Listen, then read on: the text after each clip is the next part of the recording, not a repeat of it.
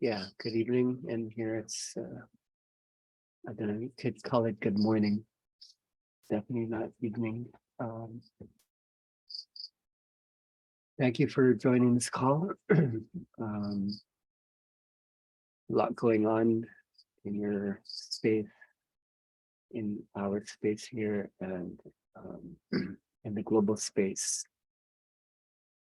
So it's always good to check in. And the Studios Mundos channel exists for people to check in and for the energy to check in. I think spirit can go really strange and weird, and it could also go um, if we trust it, there's something very opposite of strange. Um, so a lot of people, when they come to the trainings, they're looking for like something exact, like an exact methodology or an exact practice. Like yoga is a little bit exact, where there are prescriptions and this is what you do, and after this is what you do with your body. In medicine, things are seen to be exact, traditionally anyway. So that when something goes wrong with your body, doctors are supposed to tell you exactly what the cure is. Um, so some people actually expect that inner dance could also be exact, just based on some of the questions that are asked. Um, um, so it's not exactly an exact science, but what comes to mind is that when you go into certain energy spaces, the energy is exact. It's precise, and that's a word that I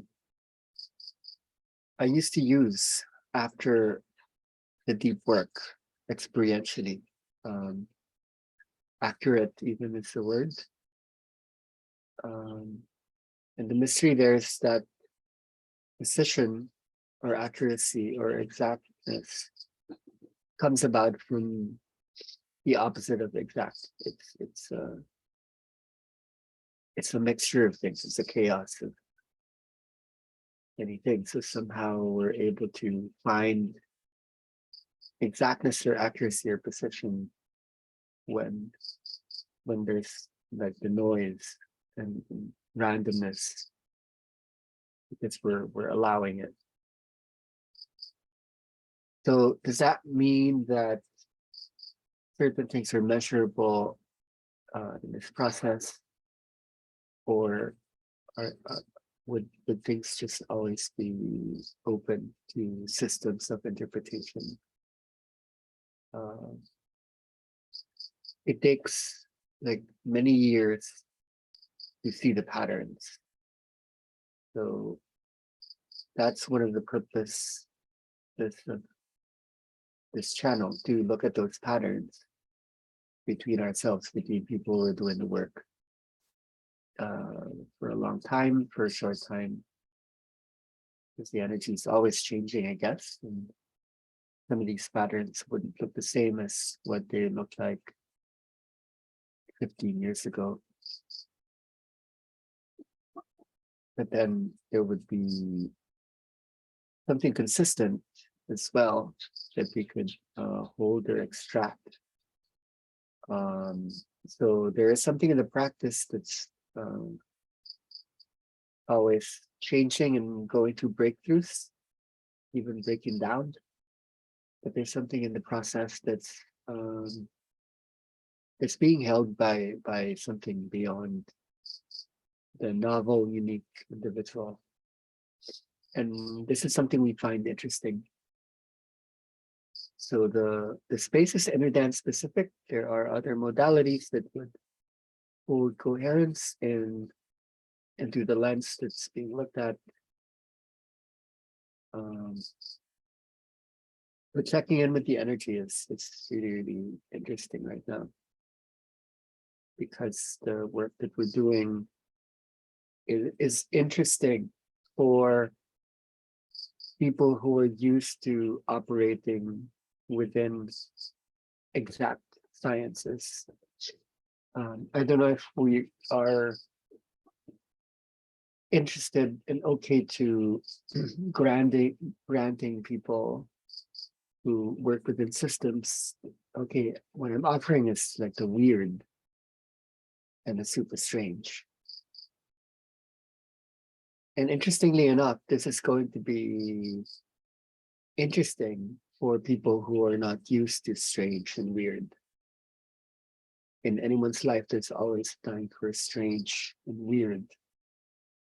So would inner dance just be that kind of energy whenever a strangeness or weirdness is needed? So when I speak of this, it's from a lot of experience, of being known as, okay, you want something weird to happen, you go to that guy. You want something strange to happen, you go to that place. and have some exhaustion from that, because that's not my experience.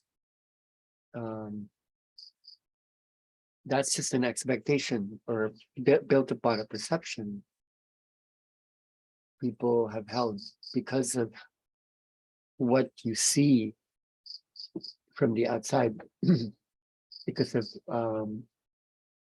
the visual. It's what the image says. When you open your eyes and you look at the body that's going through these super random elements, it just looks like, okay, yeah, that's really weird. That's really strange.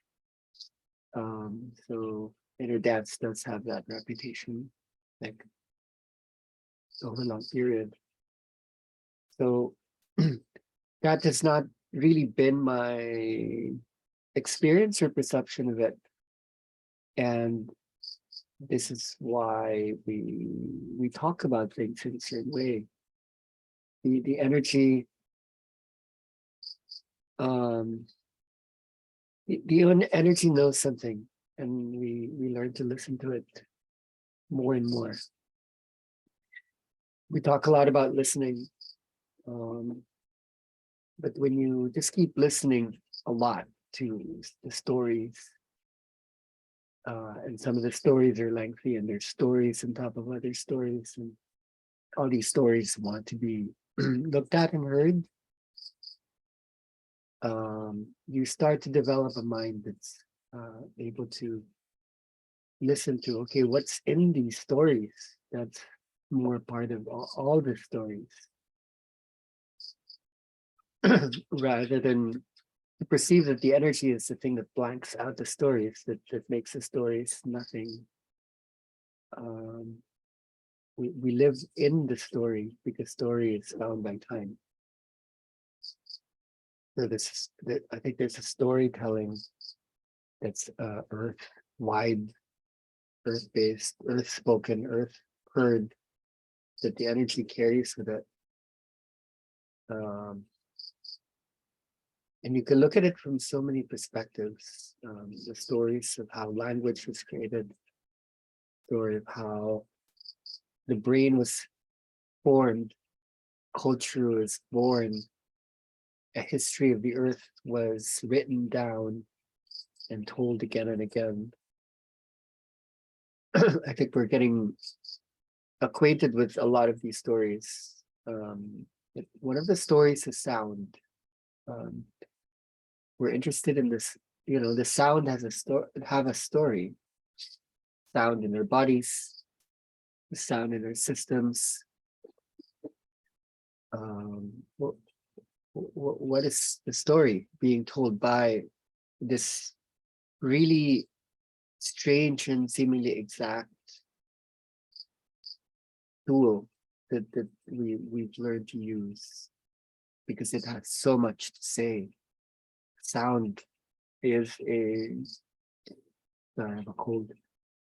Sound is a modality of thought or energy that allows many things to be held and thus told uh, all at the same time. So yeah, we've been using that story. The sound is the story, and we used to be more oral than sound based, um, and saying so much actually. So we're learning to develop a connection to the spirit of it, and then the science of it. Like what is the spirit science of sound that could hold consistency? And so this is something we would talk about. It's in the trainings, it's in the immersions. It's in the conversations when the questions come up. People ask questions, and the questions aren't always about them, because really, like, the person to really process the person is the person. We could all psychotherapy everyone, the 8 billion people all at the same time. That's going to take like a lot of space, probably halt a lot of systems so we could just do this. But what does it mean to psychotherapy or psychologize the global brain all at the same time? That seems a bit more possible. You can scale that, you can systematize it. There's a greater possibility to speak to the system rather than to just the person. Yeah. So there needs to be like studios, hospitals, schools for that kind of thing. And that doesn't need to be just a physical space, right? It could be like a practice. So maybe it's not something we're practicing, maybe we're being practiced. Maybe the energy itself is conducting these experiments on these humans, because the spirit is many forms. And there's something about the human brain that the energy finds interesting. So maybe we're being practiced, like the energy is interested in itself. The energy is called earth, and the energy is practicing. And there's this laboratory, and it's called inner dance. Okay, I wonder what would happen if I do this to that brain, or to that brain in that particular place at that particular time in the world. What would happen? So the people who are holding the space, who are becoming the space, when they do these small things,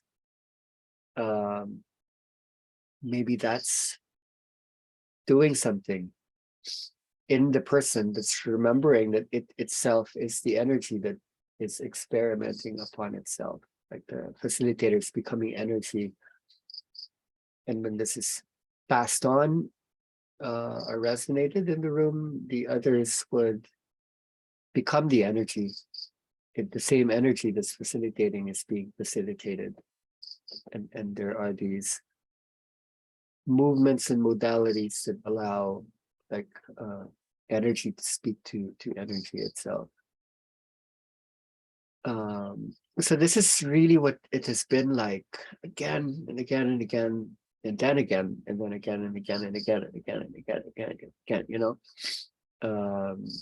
Like it in the space today, we were like, okay, this is getting boring at a certain point. Like we've been doing this in some kind of loop. Like there's this loopiness in the thing that we do that is necessary, but also being broken, having to be broken. Like we want to get excited. We want to be passionate, because that's how growth happens. So I do feel that the energy is growing by leaps and bounds, and we're hoping to catch up with it. And I want to share some of the insights coming from this studio or from our Earth Village here. I say our, meaning this is the space that Air Dance is building. Um, Also, like in a lot of practices, I feel that we're the energy is growing through all of us. So everything's a studio, all the bodies are classrooms, laboratories. So there's a lot of talk about working with the systems. We can work with any of the systems or all of the systems, but there needs to be an essentialization of what would be more open, what would be more key to open the lock. Do we bring this to companies now? Yes and no. Like companies for me are conservative in a way that they exist to preserve themselves. You just have to work in a big company to understand that this is what a corporation does. When you register a corporation, it becomes an entity, it becomes a being, and that being is supposed to sustain itself. It doesn't really go through organic or natural changes. The changes are very manipulated according to goal and growth. Natural organic growth isn't manipulated. It's not manipulated. It could go this way or that way. So we would work with all these beings. When you register a company, it becomes an entity. It becomes an actual entity, like a person with its own rights, with its own. So yeah, we'd be interested in that, but that's not the first space we look at. So governments are the same. They're there to hold organizational status to a state or a country, so that it could self-generate, self-run, conserve its own systems that grow over time. I've seen governments that are very open, very revolutionary, but most governments I've worked with mayors, senators, congresspeople. It's really hard to go there. When you walk into the office, it's not always subject to change. Even though the people who are holding it just keep changing and changing, the very energy that holds it isn't actually designed for change. So what we're talking about now is the school and the hospital. These are places where change happens, or potentially could happen. It's not always like that. Like people go to hospitals, doctors, and the medical system, in fact, to keep sustaining themselves so that they don't just change when people put them underneath the ground and they become food for the worms. They want to sustain their existence, so they take a pill, they do the chemotherapy, they do surgeries, and but nonetheless, this is a place that's absorbing human bodies that are already in this change process. Like it's wanting to become something else, and we want to deny that. But it's already happening. Like the hospitals are supposedly the space where we sustain the format, but it is in fact a space that's absorbing people's bodies that are in the change process. So there would be possible hospitals that, not hospitals, but maybe doctors and practices that are beginning to observe this, that the change is happening, and we want to account for that change. That's why we called it transformation medicine, not just so that doctors or patients can change, but medicine itself can change as a system. That is the inquiry. That is what we're looking for, not an alternative to medicine, because there's so many other things you could do, but where there is this opening systemically that people go to when it comes to emergencies and physical crises. There's a healing happening within the healers themselves. Schools are so much more different. They're different than hospitals. In schools, there's still change happening, but the change isn't a downward spiral change. It's not a letting go change where people are tired of the information they store it in their bodies and they need to throw it away. In schools, the change is more constructive. To structure things still means to change things. And when you input new ideas, new lessons, that would manifest, become like a house or a structure based on the blueprint that was given. So schools themselves aren't always changing, but within the walls, change is always happening. It's not up to us to say, okay, is it good change or is it bad change? It's really just always a space where construction is happening. So this has always been interesting, and I cannot count how many doctors and teachers I have ever spent time with when I began wearing the inner dance hat. I've worked with tons of schools, like so many schools, and so many doctors. I've been to so many clinics, hospitals, ER, ICU, doing the thing that we do, whilst at the same time just watching, okay, what is here? Why am I called to this place? And you know, I really am interested. The energy itself is interested in what is there. So how do we talk to these systems? Because inner dance is coming from an emergent field, a field of nothing.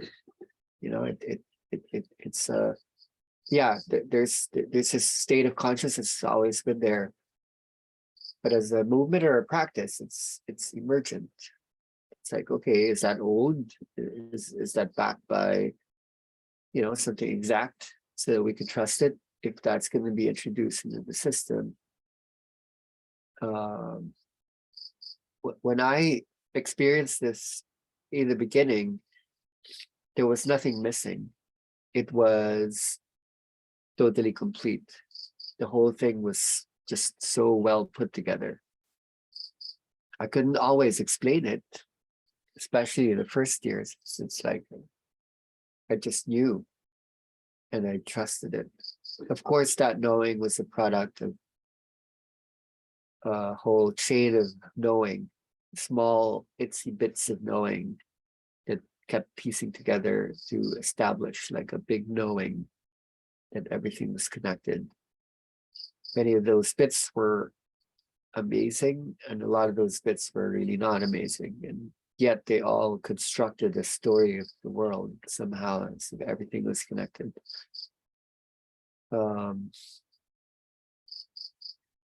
So yeah, like what was it like to have spent all those moments bringing inner dance to schools and hospitals?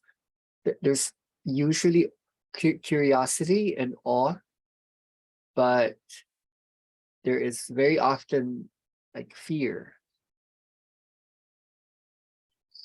even though people can see something is happening, when they see something is actually happening, there's fear, not just inside the teacher or the doctor. They're interested, but because they do what they do, they have to show up for work the next day, or if it's in a weekend on Monday morning, they have to channel this. Okay, is this acceptable?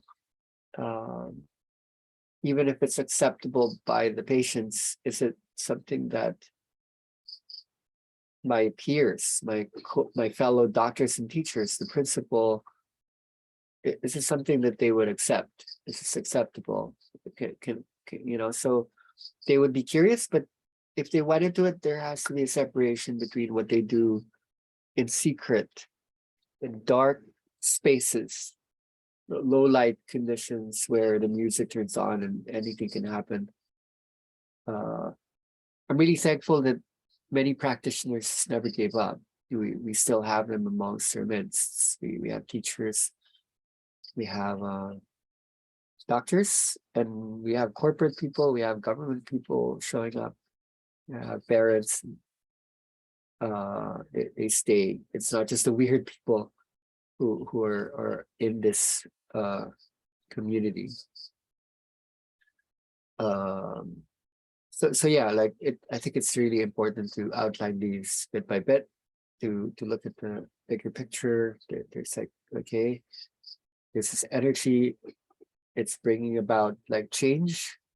There are these places where change is or potentially always happening. So they should meet these agents of change, potent or actual.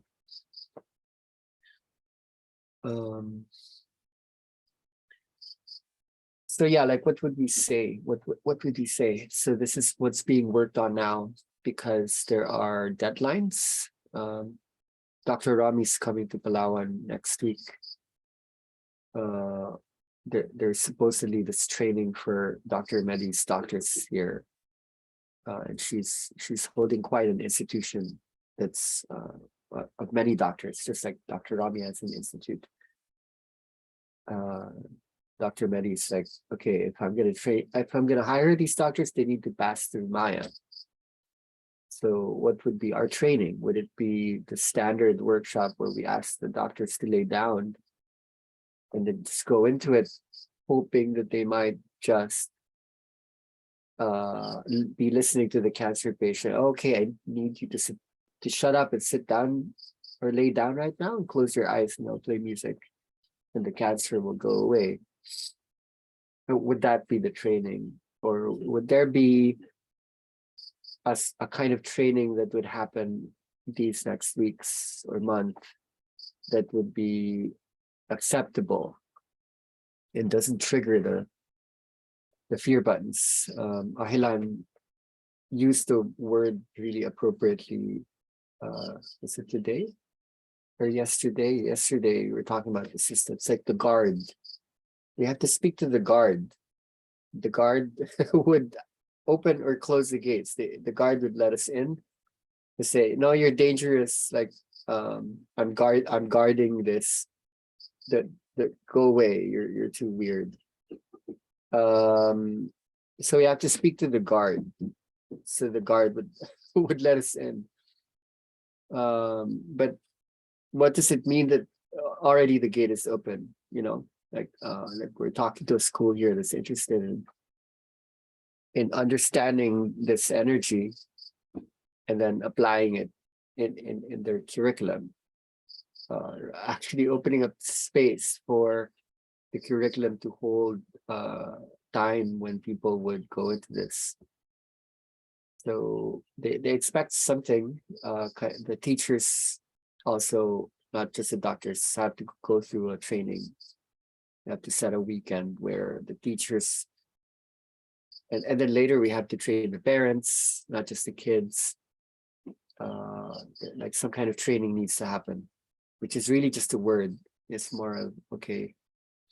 And then we're going to Europe afterwards, and there are going to be discussions in interesting places about inner dance, and when we present it, what would we say? Do we actually have something important to say, or do we just incubate this amongst ourselves and have fun? Um, so also that's important to say, that there is now a schedule. I don't want to call it a deadline because I don't like the word line and dead. So when you put them together, there's so much more anxious. But yeah, there are like darts going into the board, which pinpoints, okay, this is going to happen. So the mind starts to organize across the flow. So when I wrote the document that I shared lately, I was coming from this mindset. I wasn't really talking to facilitators per se. Like, many facilitators don't need the exact science. They're interested in how to, like many, not you guys, but there are many facilitators who really just want to learn how to do this because it brings benefits to others and themselves, financially, spiritually, emotionally, mentally, physically. In Studios Mundos, people are more interested in what benefits not just them and others, but the planet, the system. I'm really taking my time here, but my mind has to slow down, almost in a meditative state because of what's happening here this fast. Because yeah, there's people are going to be watching this video. So yeah, we're talking to them. They want to talk to us as they're coming. So for the schools, now is the time to create an inner dance that's not just an inner dance. How would you bring together like art, music, outer or inner movement? All those are interesting. Like Clara's here. Yeah. Clara and Gra, I think, are thinking about something in Barcelona. And there are people who are thinking about these, like, okay, schools, and then they seeing as well, okay, art with the schools. That's the kind of thing that's shaping, because that creates the opening. When we talked about it with the school, that was their initial proposal. Okay, we need like an art program that incorporates music and dance. And I'm just there, just like listening to this. Oh, that's what you need. Well, we do something about music, and there's something about dance there. But the art piece isn't always clear. I'm really thankful for what Rosa has been doing in the prisons in Manila that brought inner dance and visual arts together. Because of the feedbacks that we got from, that she documented from the prisoners, and I could see her excitement.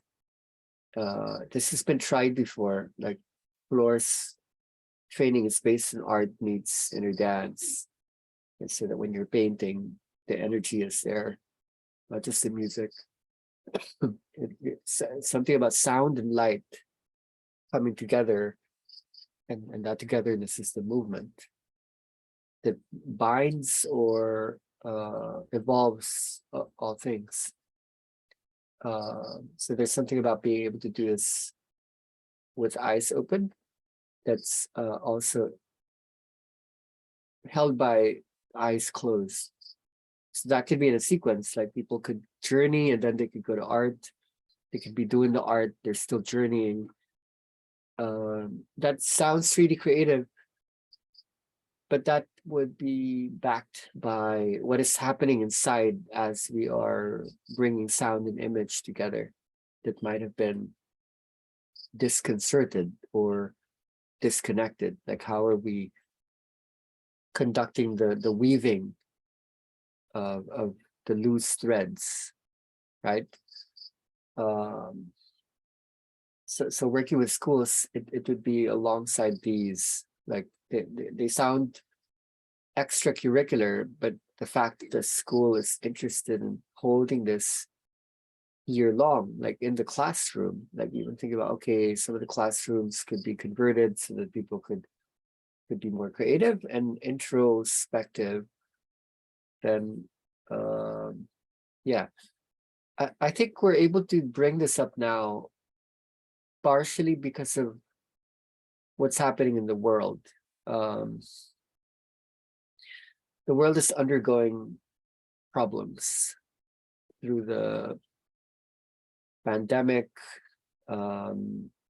Many school systems experience a breakdown, like here, definitely, like for many years, schools were closed. I think we were one of the last, if not the last, to open.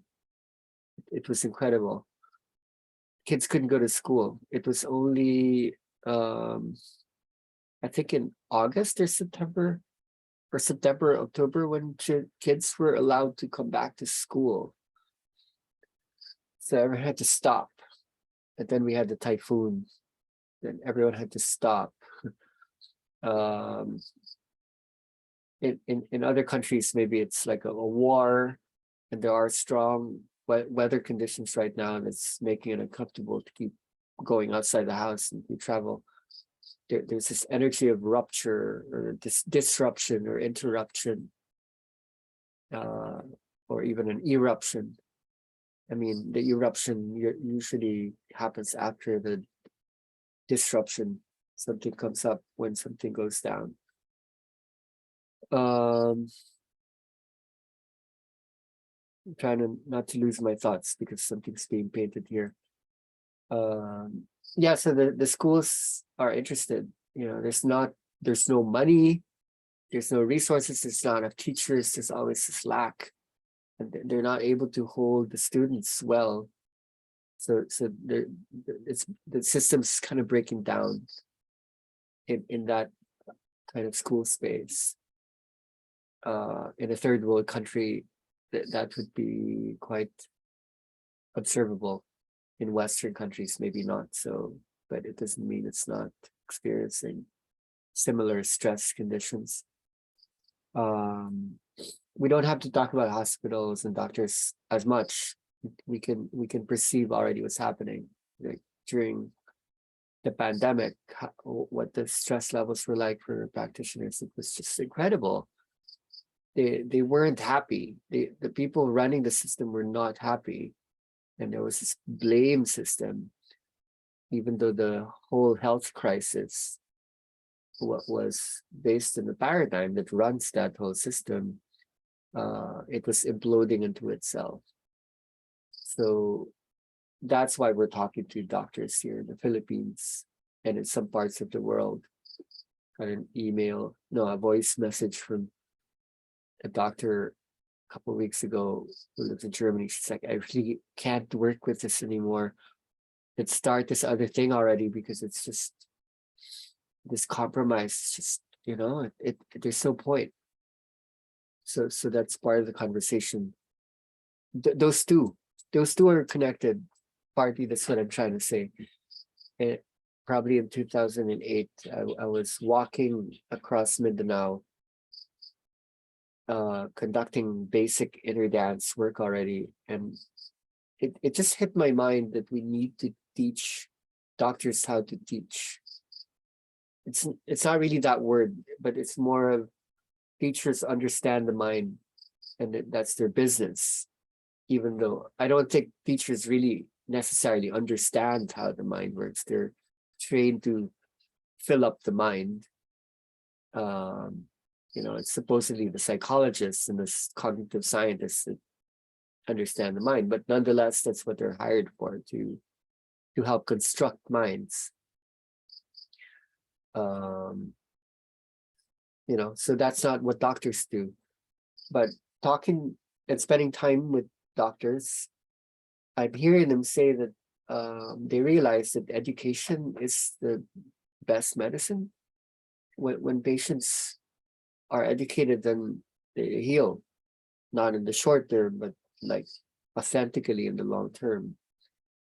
Information is power, and Doc Rami and Doc Mehdi and some others, they're Doc Pao, they're trying hard, even though patients are showing up exactly not to be educated, but just to be healed.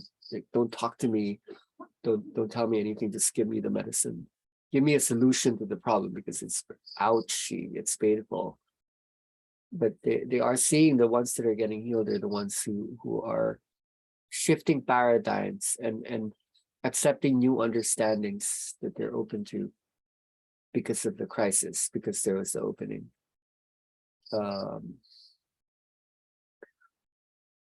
So yeah, there's so many loops in this. Really, actually, it's like really making a so. We need to teach doctors how to handle the mind, so they become like the teachers. But we need to teach the teachers how to heal. They need to share some of the burden that doctors are holding, so that the so-called patients of tomorrow don't end up there where the doctors are. They need to collaborate and work with each other, so that the doctors won't be overwhelmed. They're at the far end of things, where people took things in from the school of the world school, and then I hate this. I'm sick of it. I'm puking it out. So if they collaborated with systems that are accepting, not just throwing out, they would have an easier job. So it's a big curiosity, what did it mean for the doctors to become healers? Oh God, there's this gecko beside me. The doctors becoming teachers, teachers becoming doctors. So eventually, maybe the training would be to have them both in the same space talking to each other. In fact, that's what we did in 2015. So much of our work was based on this emergence convergence, where we bring the corporations, the schools, the hospitals, the governments, the military, the people working in disaster, social enterprise, NGO, Saving the Earth, waste management. We had them talk to each other if we could redesign the Earth. And these were like people who were leading the way, like heroes. I think that's what we need to keep doing everywhere. With it, partially held within an inner dance, deconstructive, constructive environment. So yeah, like that's one insight that I would hold out there amidst all these other ideas. And like that's partly why the school got interested. Like they were interested in art, because that's creative. We can look at the explanations of the brain that's able to create things, and art holds that component. But there was a missing component, that's the healing component. The school that we're talking to was interested because they hold like a SPED program. They're like an integrative school because they accept children with special needs. So they need to provide special education. So it's a special school. And we hold a special energy. So yeah, like that was actually it. Like, to bring the healing component to the education component, it clicked. And they're like, okay, let's heal the kids. They said, well, a lot of the trauma the kids are holding are actually the parents. So then oh yeah, let's call a PTA meeting, so that so that could open up amazingly. We're really just looking for the doorway, but what is the room that we enter, which is called consciousness? So initially the music would open things up. With the doctors, what we're currently studying to bring into the system is the sleeping playlists. This has potency for presenting inner dance in a non-invasive, non-threatening way. Obviously, we're not giving a magic pill or a silver bullet so that they could like heal the cancer. That's never been interesting for us. It's always been about transformation. But anything that vibrates the body and the mind so that an expanded state could take place. Like people would have it in their dreams.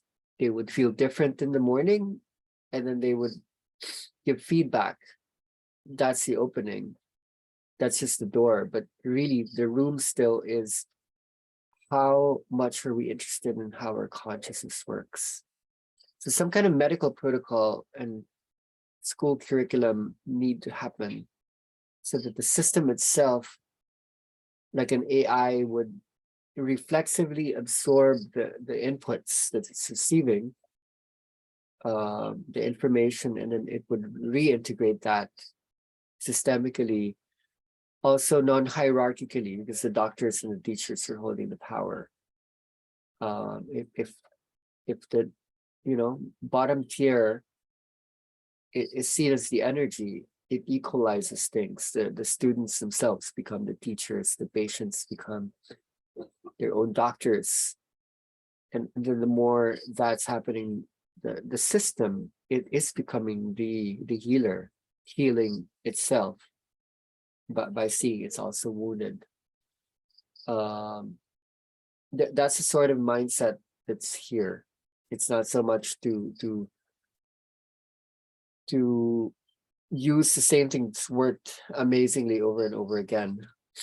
You can see something can open, and then it just boom closes. You just need to found and run a retreat center for about 10 years to understand that.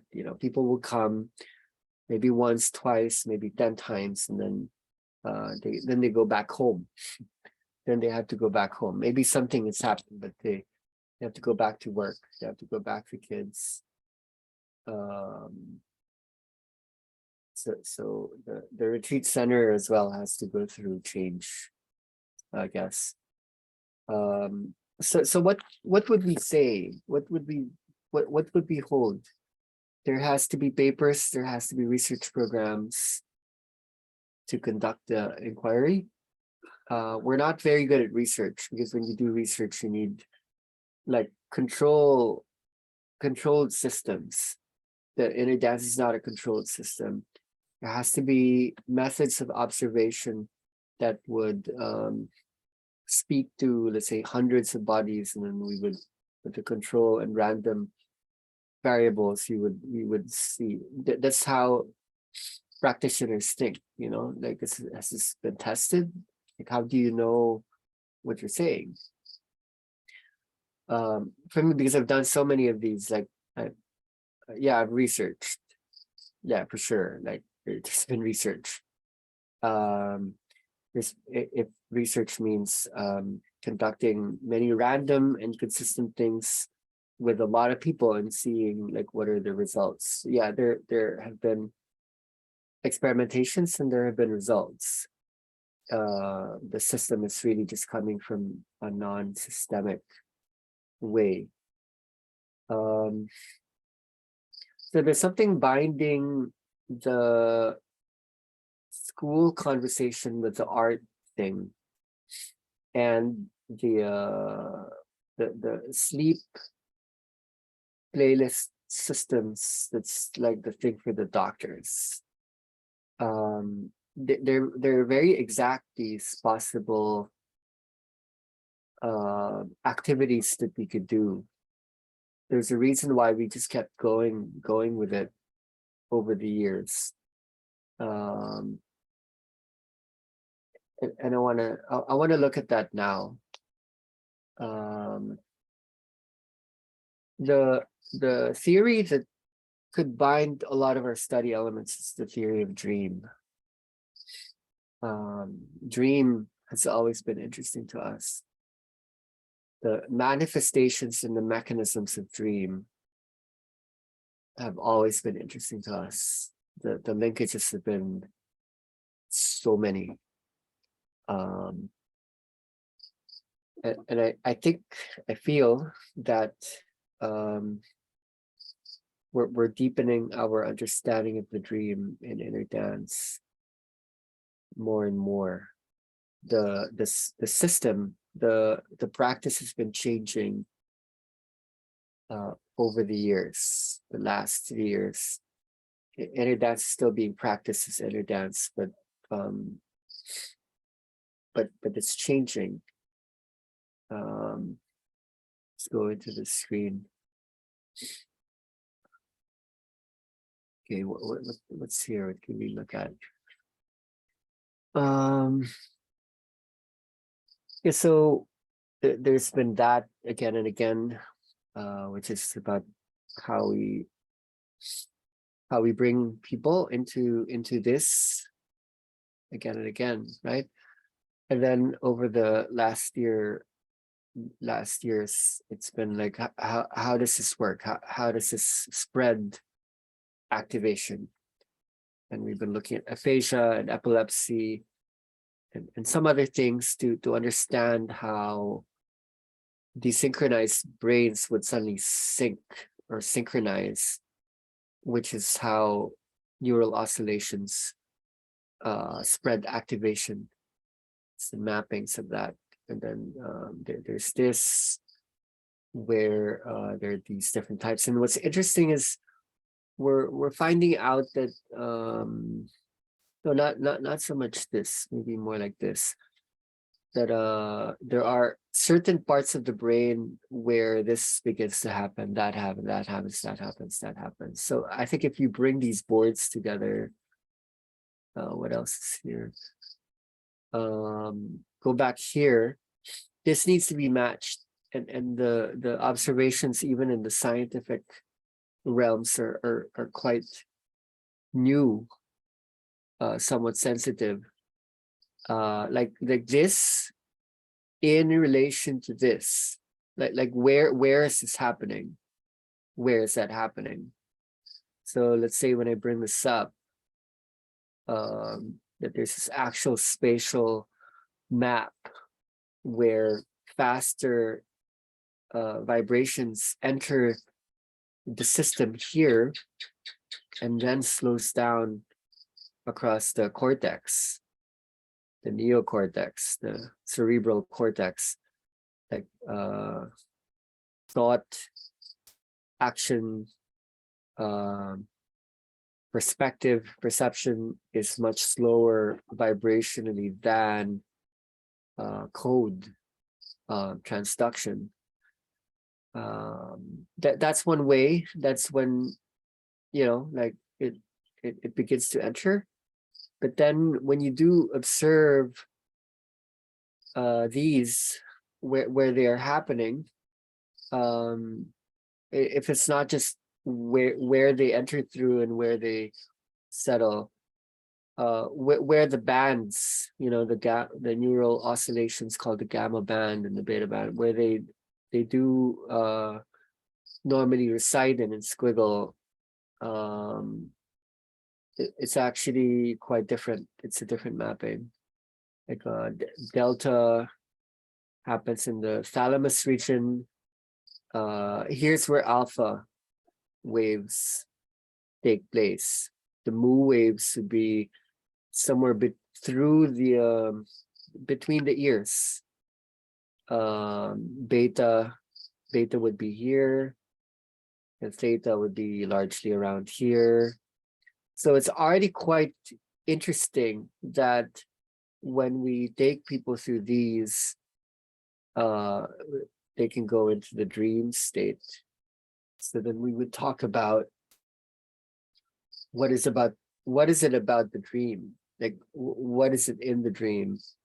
I don't have pictures to look at that. But in the first trainings, we talked a lot about the semantic priming of the network of thoughts and words and ideas, how we associate certain concepts with other concepts. And it's either we can be logical about it, or we can be artistic and creative about it. And, artists can make connections that are not strong. They're weak in a way that the things that are not connected start to interconnect together in the mind of an artist or the mind of an inner dance practitioner, which is what happens in the dream. Like I used to work in marketing and advertising, and that industry is filled with artists. And the way these artists are trained, they can make these weak associations, which happens in the REM state, the dream state. But because you need to deliver the corporate message in like a 30-second television commercial or a one-page print ad, you actually need to train how to make strong connections that are humorous, insightful, provocative, but at the same time, you need to visit the part of the brain that can really draw from the whole ocean of ideas. So both trainings are really important there, and I think I partly survived the work that I do because I had the training of containing the vast. We had to create these ads, these, you know, so I owned some companies when I was younger, and this is what we did when we would conceptualize campaigns for clients. So there's this ability to do hyper priming when we lower latent inhibition. That's early inner dance training elements. And then we could also go into direct priming, which we weren't so interested in before. But now we probably would be interested because learning happens in direct priming states just as much as in hyper priming states. We need to still contain the vastness because we're not just opening people up. We're seeing the problems in the energy process itself. When we're not just talking to doctors, teachers, corporate people, government people, when we're talking to facilitators themselves. So we need to be honest that if you just keep doing this in a way that's exploding people's brains, if they were indoctrinated into this energy that's been explosive and you already have this condition of wanting to explode, we don't perceive the other parts of this that's able to spread activation throughout a greater region, and not just the you know, the motor region, the emotional region, the sensory region. Sorry, this is the occipital lobe. This is where alpha is. Not here. The parietal lobe is where the somatosensory function of the brain lays. Where were we? So we're learning different tools and methods to spread the energy that's not just going to create disruptions and eruptions like the body was a volcano.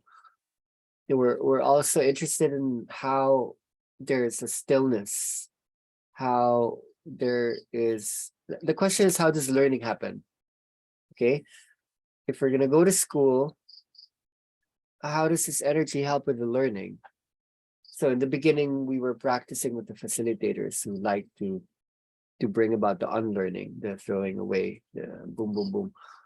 But we're talking to them now about like how does that happen? So yeah, we were talking about dopamine versus glutamate, GABA, serotonin. We're talking about spike time dependent plasticity, heavy learning.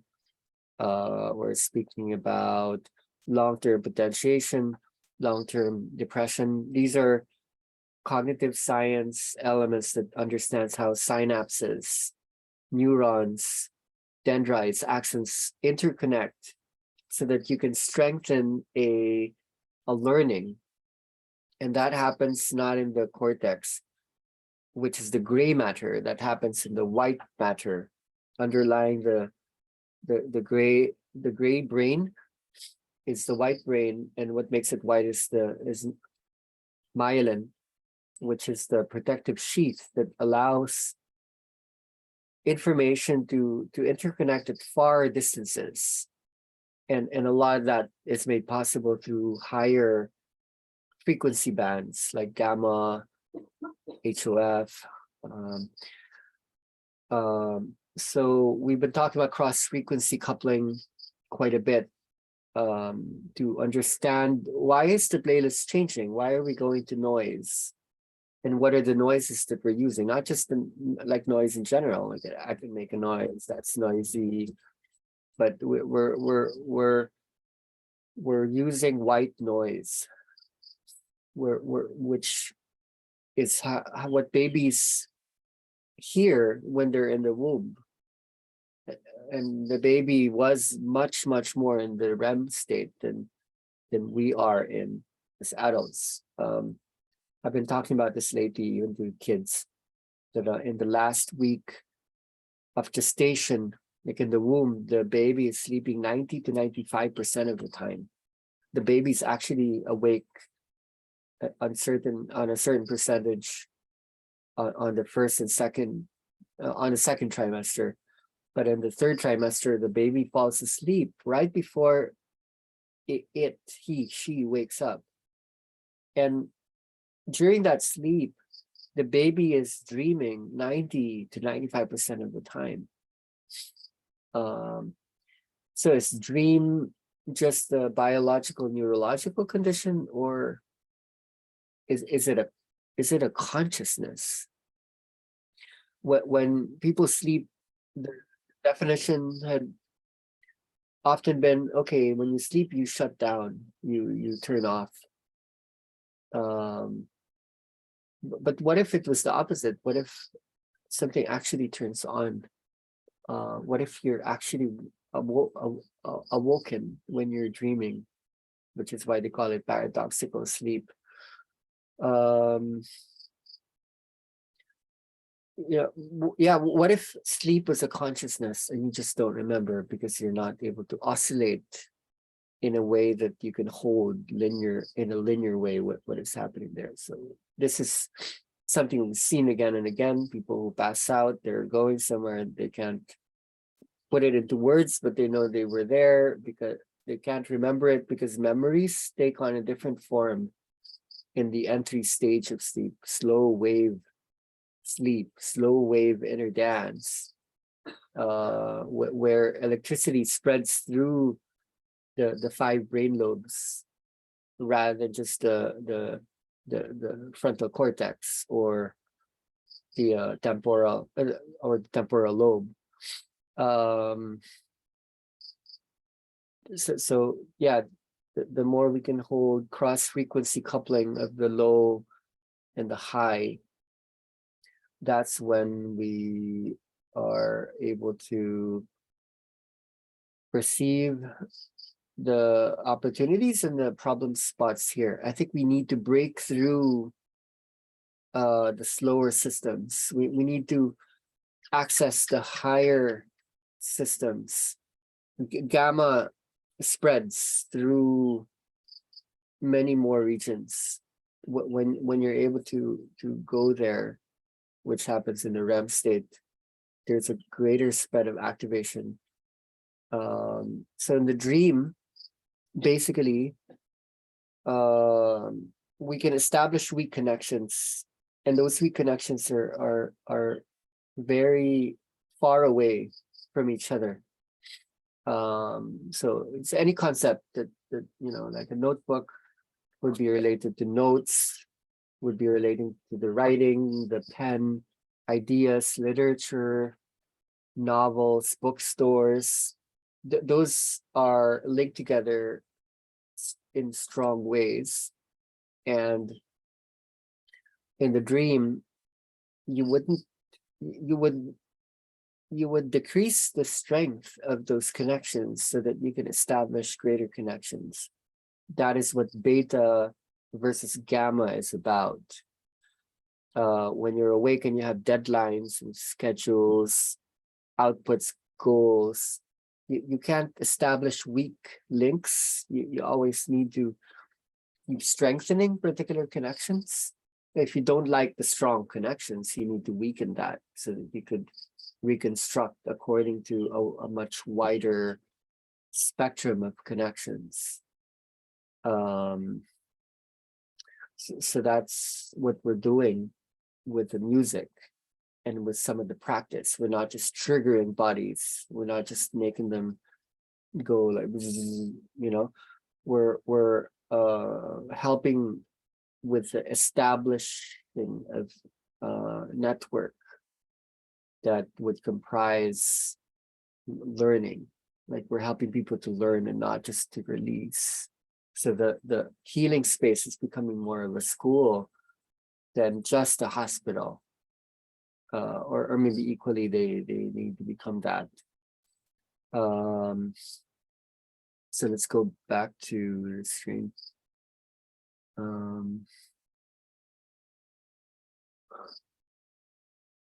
So yeah, let's look at this then. This is what a sleep cycle looks like. You fall down into Alice's rabbit hole in Wonderland, like, and then you go up and then you go down. So when you sleep, you have about 5 or 6 cycles, depending on how long you sleep. I think there's a reason why I don't sleep that much. And this would explain why people who conduct this work sleep less and less. When you look at this figure, like look at this part. Non-REM, slow wave, deepest. They call this now stage 3. Stage 2 and stage 3 are pretty much one, and then N3 is more like non-REM, slow wave sleep. So this is maybe an old model. But when you look at the stages, non-REM is quite short in the beginning. It's quite short, but it's deep. Okay, non-REM is longer here, but it's not really the N3 sleep.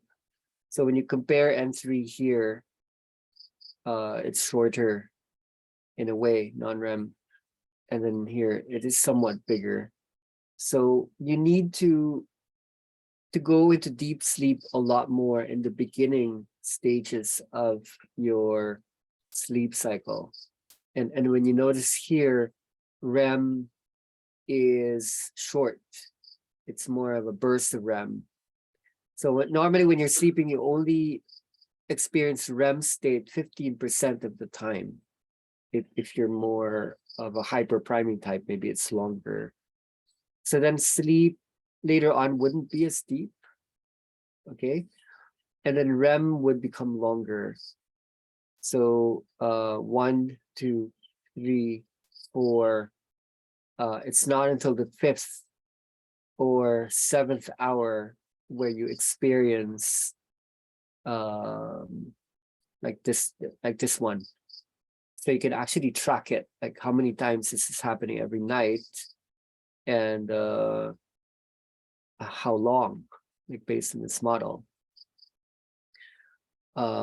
So why is the sleep playlist working? What is it doing? What is the purpose of it?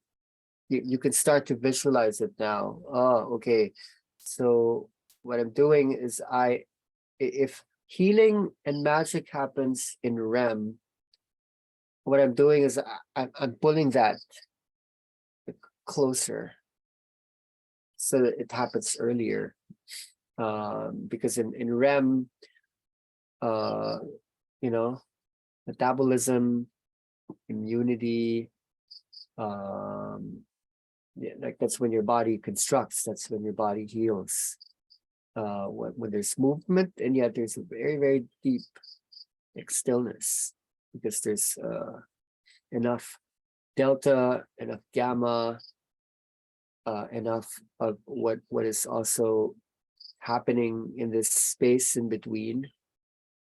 So I think a lot of facilitators have been developing as of late, like the last years, ways to bring people into that REM state more and more, and the sessions are resembling sleep waves even more, so they can enjoy the organic, because when we do like a session, let's say, okay, let's do an hour. What can happen in an hour? If it actually takes you 8 hours to complete the puzzle, to put all the pieces of the puzzle together, so that your mind can take all of the weak associations that it's not seeing, so you can be creative, then you can hold that in one space. That's why we're sleeping. That's actually why we're sleeping, so we can see the world in unlikely ways, through the body, through the mind, through the energy, through the brain. And so if you don't need as much time to be able to do that, like literally, like today there's a Zoom call, tomorrow there's a Zoom call, Thursday there's a Zoom call, they're all at 2 o'clock in the morning. So I need to wake up. I need to be awake at 6:30 to go to the city to spend time with my kids. And then there are things to do throughout the whole day. This has been our lifestyle, where we're awake when we're supposed to be sleeping, because of all this inner dance energy the REM state is holding and sustaining. Not just going there, but we've arrived. So that's what the sleep playlists are doing. It's actually quite cool that we can apply the technology, extract the weird. That's enough for doctors to look at the notes, to see how anxiety and fear, the sympathetic nervous system, when contraction happens in cellular level, they can perceive how the waves can be used when people are sleeping. That's really useful for doctors. For schools, we would use the exact same science to help teachers and parents understand that the genius of their child is happening in that wave. I have this book in Dreams. I've been reading it. I told Johanna to pick it up in Helsinki, because that's where I bought it, so she could read it. Like Benjamin Franklin, Einstein, Salvador Dali, they had this really interesting way of discovering their fantastic achievements that changed humanity. They would sit in a soft, comfortable chair, and then they would hold a fork, and then they would be thinking about a problem that they couldn't solve. I mean, I think Einstein was able to discover E is equal to mc squared. He was trying so hard, he couldn't find a solution, and then he was taking a poop. He was on the toilet, he was taking a shit, a mierda. And like bling, he found it, the unifying theory that would help us unite the cosmic and the quantum in one equation. Like, oh, okay, I get it. It was when he stopped thinking that real thinking began, which is what REM state holds. So what Dali and Einstein and Benjamin Franklin would do is they have the fork in their hand, and then there would be this metallic plate, and then when they're when they're getting sleepy, yet they're holding the problem. When they suddenly hit that point where they sleep, the fork would fall, and then it would hit the plate and make a loud sound. And then when they wake up, they realize that in there, at a time when neurosciences were still quite basic in the understanding of the dream, they knew that a solution to the problem would show up because the weak associations are made possible, not just the strong ones, not just the logical ones. How are we doing this? There are two interesting neurotransmitters that should be thought about, studied, looked at. One is noradrenaline. Noradrenaline goes into a decrease. Let's look more at the other one. Noradrenaline would still be present here, but it would decrease here. Noradrenaline is like the adrenaline of the brain. It's released in the brain, not in the adrenal cortex.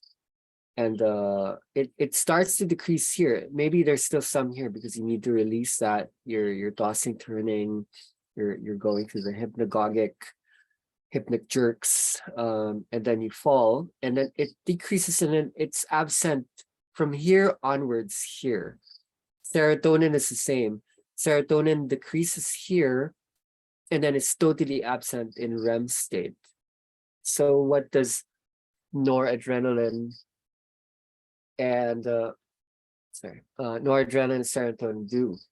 Serotonin, why not serotonin? Serotonin brings about happiness, joy, relaxation, but usually that is something that you disinhibit and release after stress. Noradrenaline would still be a sympathetic agent when you need to work, to focus. It co-signals with epinephrine or adrenaline in the yellow chakra system, but still is linked with the HPA axis, which is in the hypothalamus and the pituitary gland, the crown chakra. So why not serotonin? So serotonin is a chemical that helps a human being establish connections with concepts with another individual. When they're being happy, there's also a connection being made. So the happy drug actually is absent in the REM state. Possibly, and this is based on the work of some researchers, possibly to ensure that you're able to establish the weak connections and not just the strong ones. That's the difference between non-REM and REM sleep. That's some of the differences. Some of the differences that are interesting for us, so that we could see more, we could hold more, we could link more. So that's why art, that's why like sound, music, dance, they all hold these tendencies for you to hold the non-verbal and the non-linear. So yeah, those would be the findings that we would present if we were to write papers. The paper that I wrote for doctors, not just the ones we're talking to now, but more of doctors who are quite rigid and conservative and scared about doing too much too fast. There needs to be enough of a permission so that, you know, like it's just understood what is happening, that it's somewhere there. It's a lot of things together, but that's where the things come together. there's a lot of these things apart, but what I just explained, this is where they come together. In school, this one same thing talks more about what's happening up here, like in the mind, the brain, the cognitive, and then in hospitals, it's actually the same thing, because in the dream, in REM state, like temperature, metabolism, reconstruction, catabolic, anabolic process, it's happening still in that time. And so it's in the biological, not the cognitive, that the hospital systems bring the same thing into discussion. And this we would look at, this we would think about. It's the exact same science. So yeah, going into the practice of inner dance, we're learning to hold the music so that it would perform this somehow. Let me show you a figure on what sound theory could hold in relation to cross frequency coupling. So I've been looking at this since last year. What is a loop? You know, when we go into a loop, when we go spacey, what is a loop? So imagine this is a string, and you wave the string. When you wave it enough, it starts to show up as two loops, and that loop is a harmonic.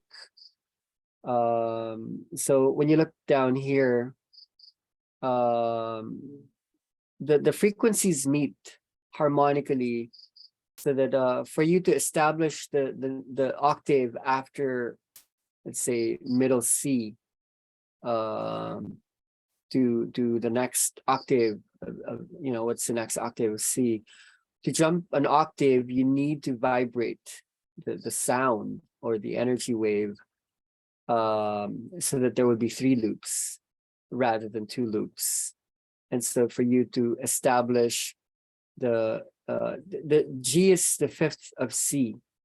So if you know a little bit of music, when you make a chord, C and G go together. They're the most harmonically sounding if it's not going to be C on C. And then to establish a complete chord of like a C chord, it to be C, E, and G. So to go into the fourth loop, then you would provoke the key of E. Instead of it coming earlier, it would show up here.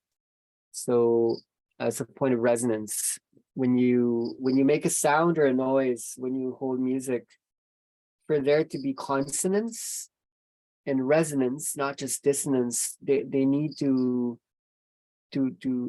couple, to couple with each other. So cross-frequency coupling, as it's studied now in the neurosciences, is it's something to do with the delta waves hold harmonics and overtones that would lock gamma waves into delta.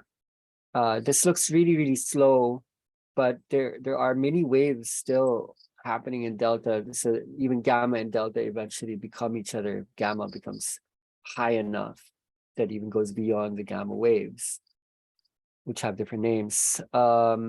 So when they couple with each other, what's represented in beta, alpha, and theta waves would also concommit. They would also start to show up in all of these brain regions. That would be a greater spread of activation.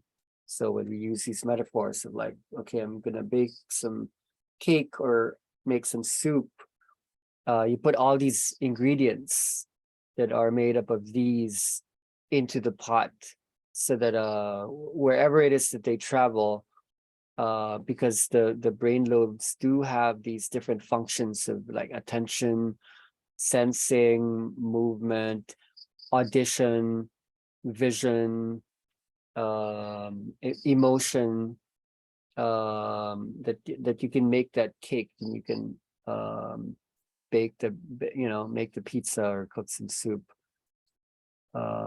So going back to this, the brain is actually situated like a piano, which is why we keep looking at this particular model here, that the slow and fast waves are laid out from the brainstem all the way to the cortex, so that the frequencies, ironically or paradoxically, either initially enter fast, but then when they settle, the fastness starts to happen here. It's gamma waves, and then the delta is situated somewhere here in the thalamus. So I've been developing like a studio platform actually because of a lot of these insights. I've been spending like an incredible amount of effort and cost and study modes whenever I can, amidst all the other things with the kids and the community and the retreat here and the online processes. Because I'm interested in how cross frequency coupling could work more and more. Where's my phone? Okay, so I can show this to you. Let me do a shared screen just to share with you some of the things that I've been working on. Share sound. Okay, I guess you're gonna have to watch my this big screen is, yeah, but you look at the small screen, because then I'm going to use my iPhone. Okay, so this is my studio. So all these new things. So let me make sure Ableton is awake.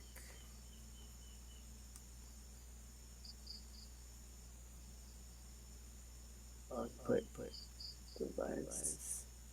Okay, you have to tell me if you hear sound.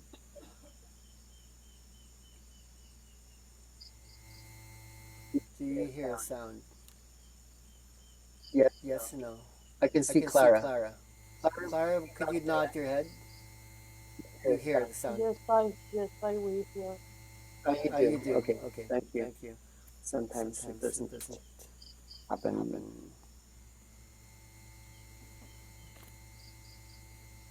Okay, so these are my modular devices.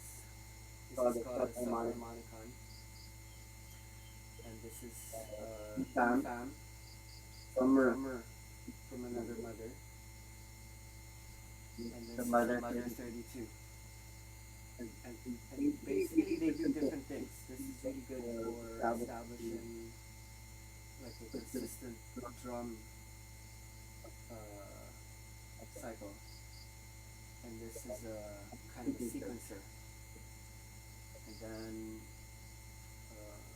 this is a polyrhythmic synth that can handle multiple sequences, supporting 4 or actually 8 rhythmic combinations at the same time, and you can toggle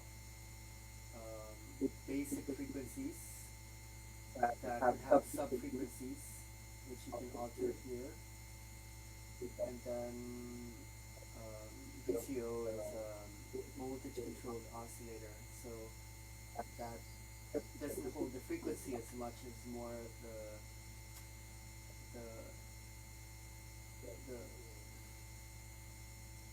kind of the amplitude of the oscillations.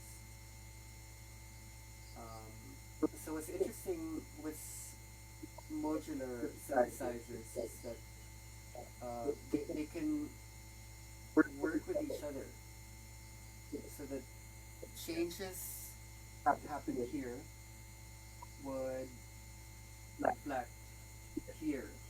So when you change certain frequencies, sequences, rhythms, it could be the envelope generator, cutoff is like filter, resonance, attack and decay shows how soft or hard the sound would enter and exit. Um, yeah, so not to go too complex. So this is what holds the harmonic Hi, overtone. Ah, Ah, yeah. yeah, hi. Your voice is not very clear. We cannot Yeah, I hear yeah, I very know. good. know. Sorry. Sorry. For some For some reason, reason, uh, I think my mm, wait. ah, Ah, I right. see why.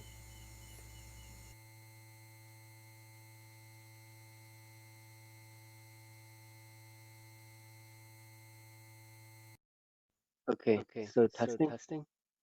Yeah. Yeah.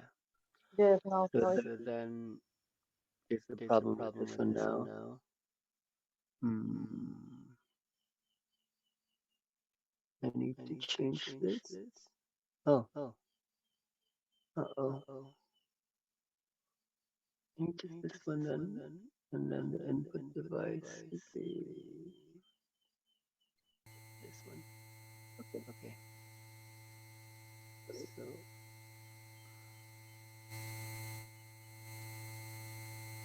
I don't know if I can hear it Still, still, but but I hope I you hope guys you can hear guys it. can hear it. Hi, now the So this. bus occurred again. Hmm? Yeah, The what? you The just what? turn there's a bus and you just turn it on again. You first turn it There's a Ah, off. there's buzz. a buzz. Yeah. Okay. Okay. So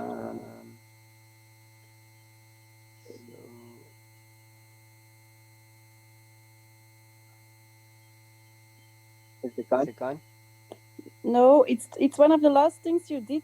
Um, Yeah, and then Yeah, but but it came back.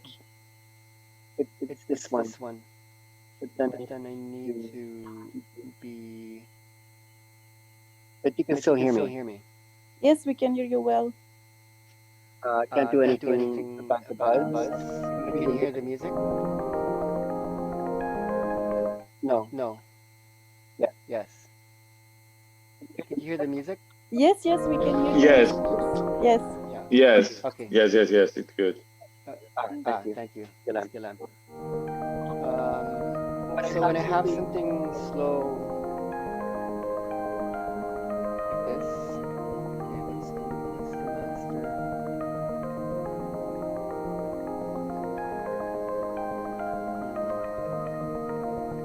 It's too fast. It doesn't control me.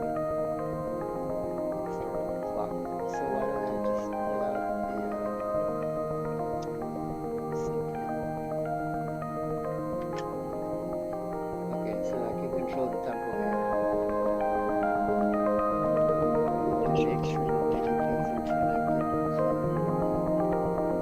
Sorry, I brought some of these over to the other side. So they need to be linked together clockwise. So let me press 11 so I can hear something.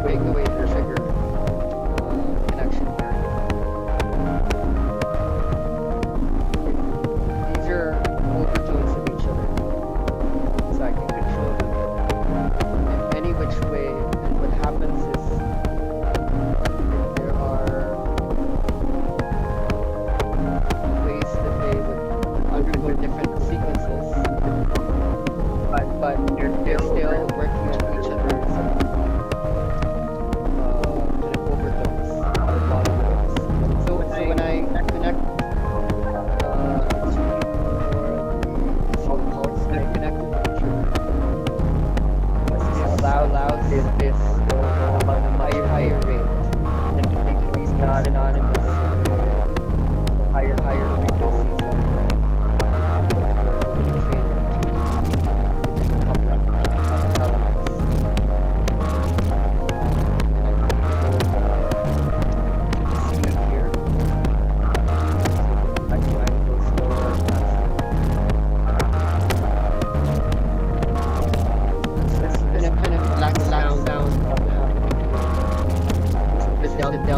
all I'm using is delta right now.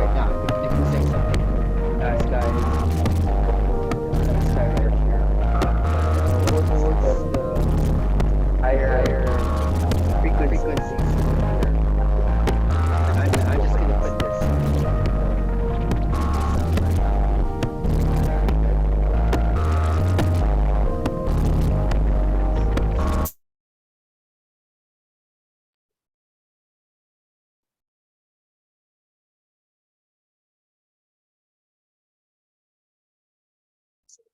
But I'm trying to look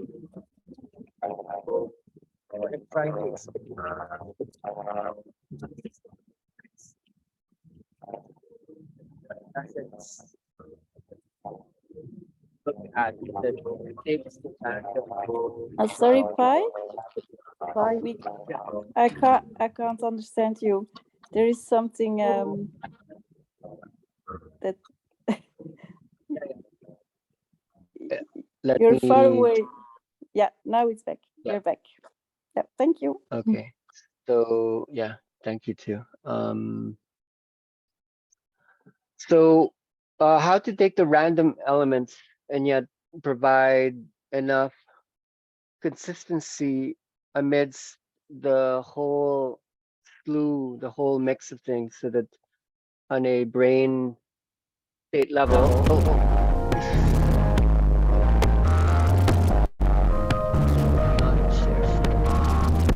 okay, so that even as this is happening, the random elements are happening. We can achieve harmonics, like harmonic overtones, not just the inharmonic sounds that happen between the vibrations that would establish the loops. Okay, because when you let's say shake a string in a certain way and you're just doing it, it doesn't create that. You need to do this in a certain way that it would achieve that. So I'm just studying these right now, but there are apps that could do it. Accidentally, you could arrive at it if you provide enough trust and you create the space. Harmonics would still land or arrive if you brought in, let's say, enough of a mixture. But it's like going on the way there.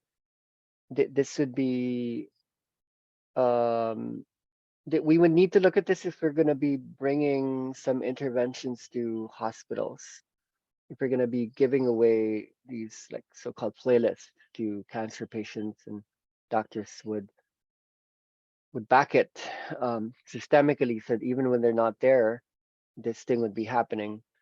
Some of these things need to be systematized. So in fact, like one of the interesting things happening in our space right now is uh, a lady from Belgium is here in Maya right now, and she has like a friend who is also like a kind of client. You know, she's been conducting inner dance with her. That lady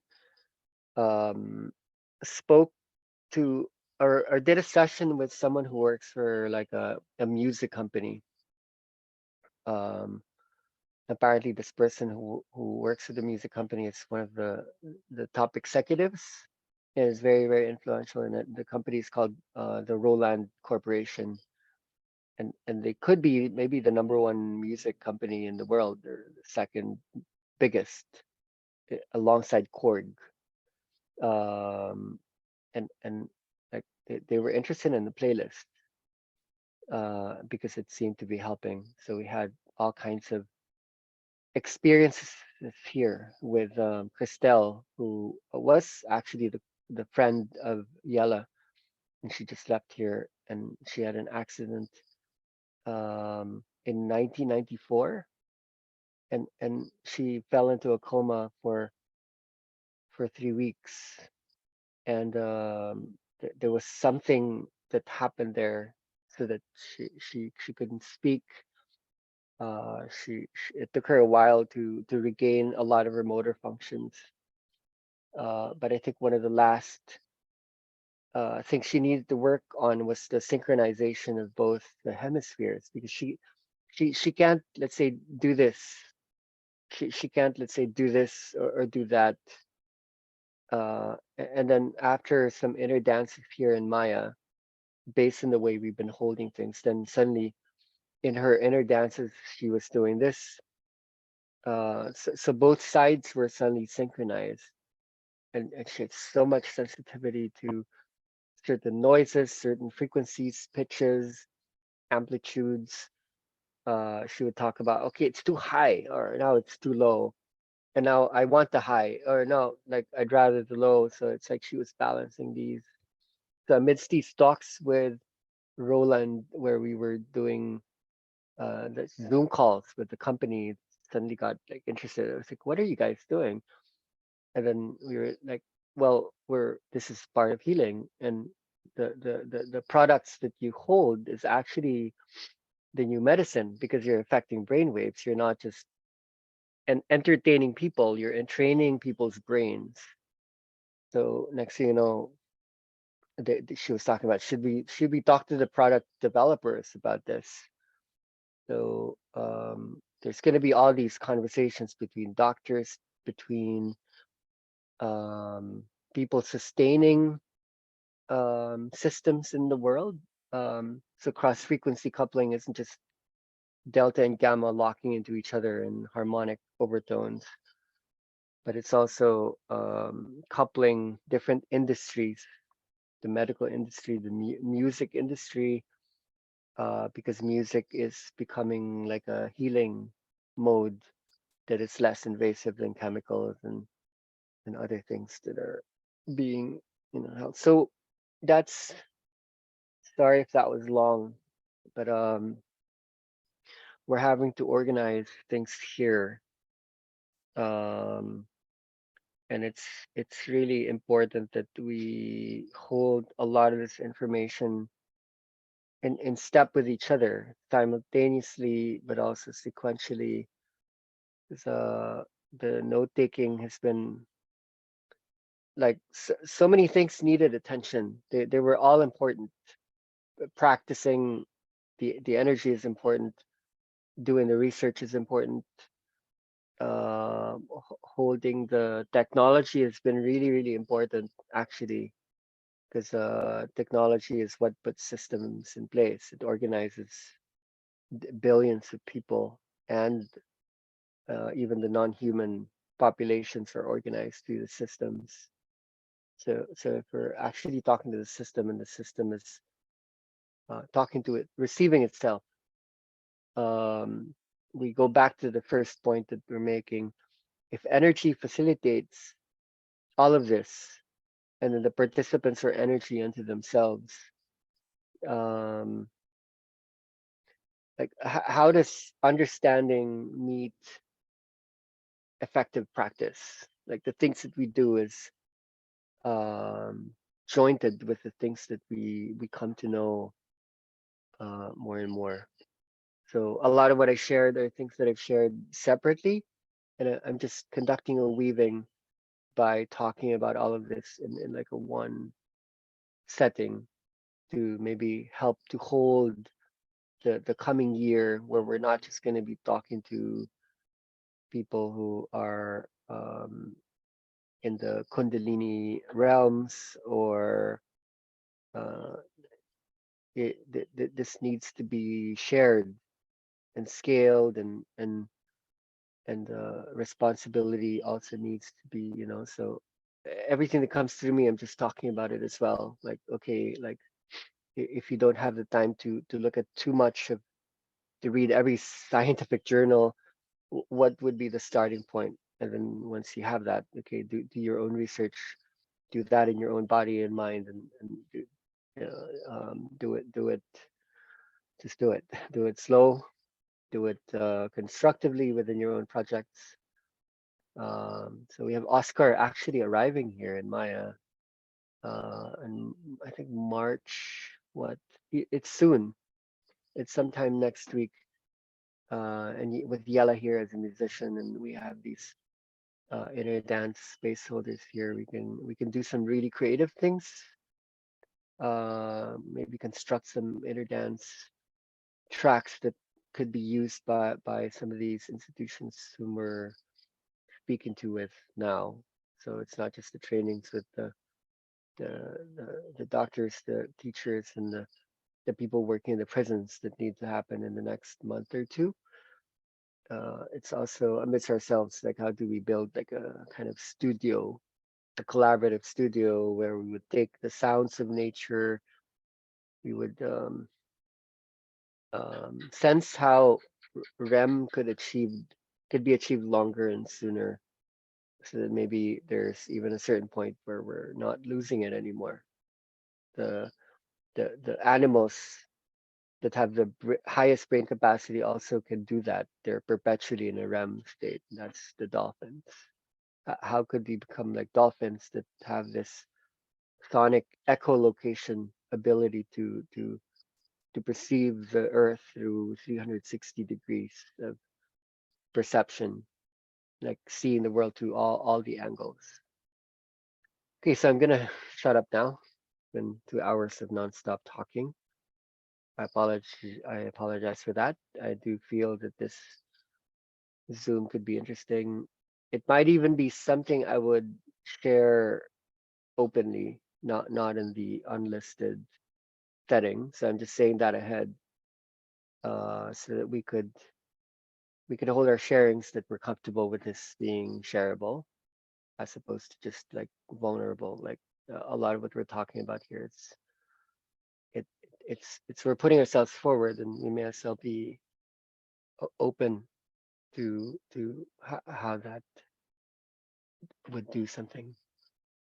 So thank you for your attention, your passion, all of you, all of the parts of you.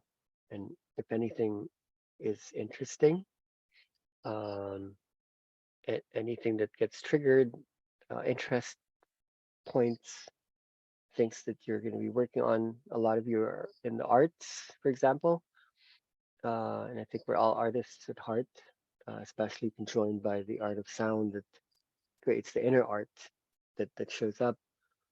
Let's keep working together and listening to each other.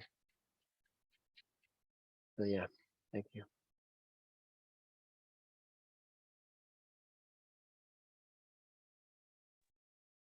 Thank you, Pai. Thank you so much.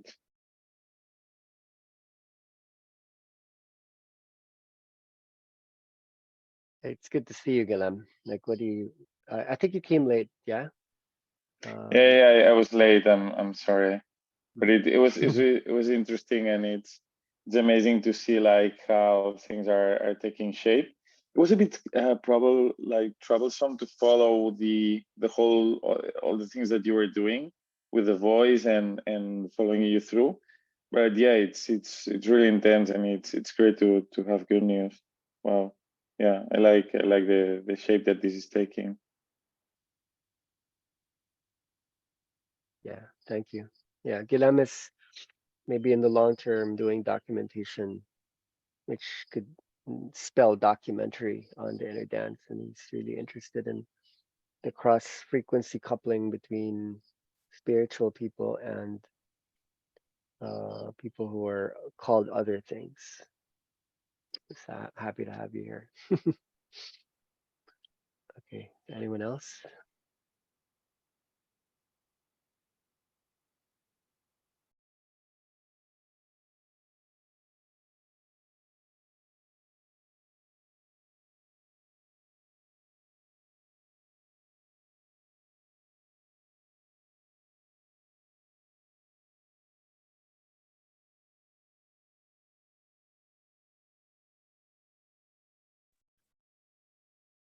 Hey guys.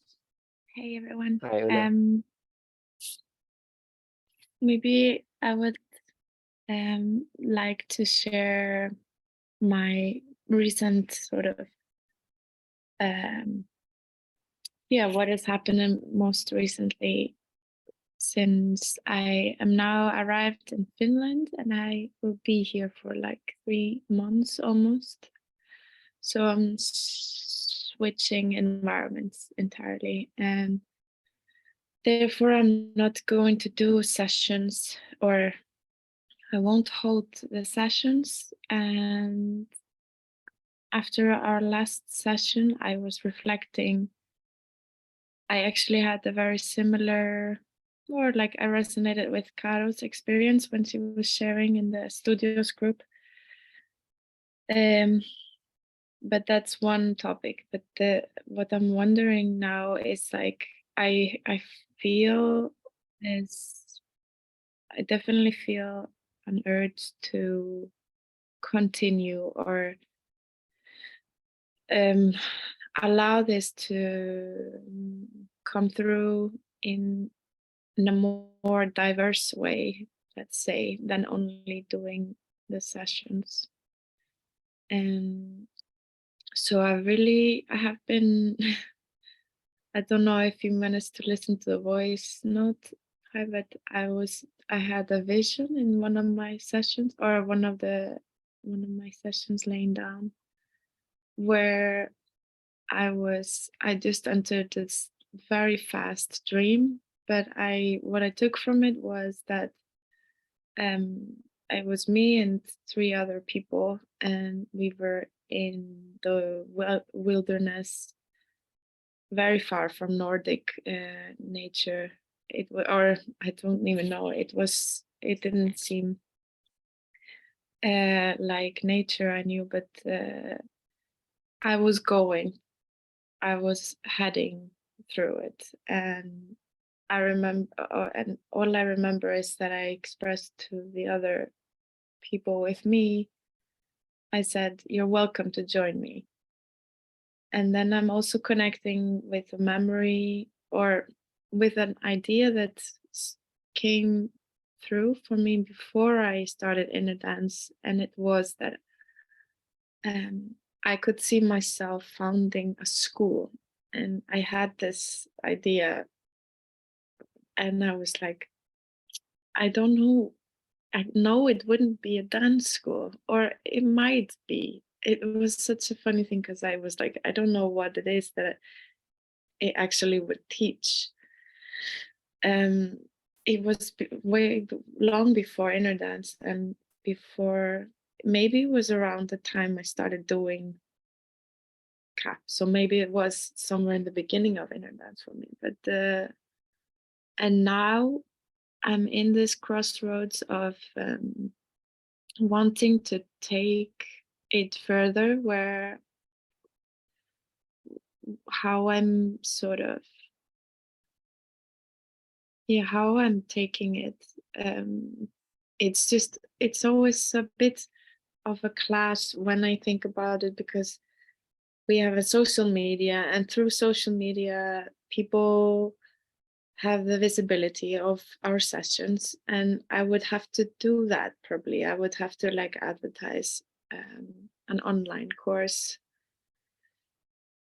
So this aside, I will leave this, where my anxiety about like how I'm going to put it, what I want to put out there, and what it's calling, like I'm just formulating this to help me to actually realize. But when I did the experience month with Pi in the beginning, before I did the inner intensive, it was a month of only doing journeys, and doing it in my own environment, and doing it as I was continuing my own life. So it wasn't, it was a really strong month of transformation for me, but nothing was changing. So it wasn't like I said before on the call, like this retreat where people come and they have a huge huge epiphanies and things and that, and then they leave. And this is what inspires me to actually see how to bring it to people's homes. And yeah, I just feel that when we're on the topic of bringing inner dance further, I'm like I get so enthusiastic. It's like into the hospital, into the school, and then I understand also like, okay, I still need to navigate. Like I need to understand how it's happening through me and what is my next step, because else I won't do anything and I would probably just, yeah. So these are my, like you can hear my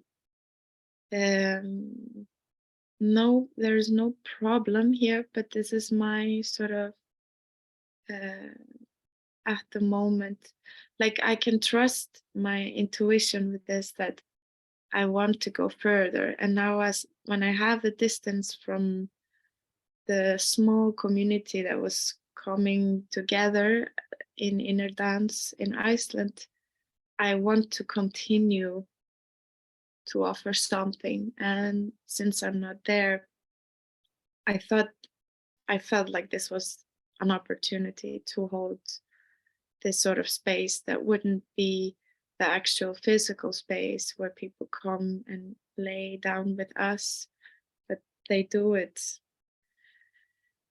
alone, and they do it, yeah, they do it in their own environments, and they,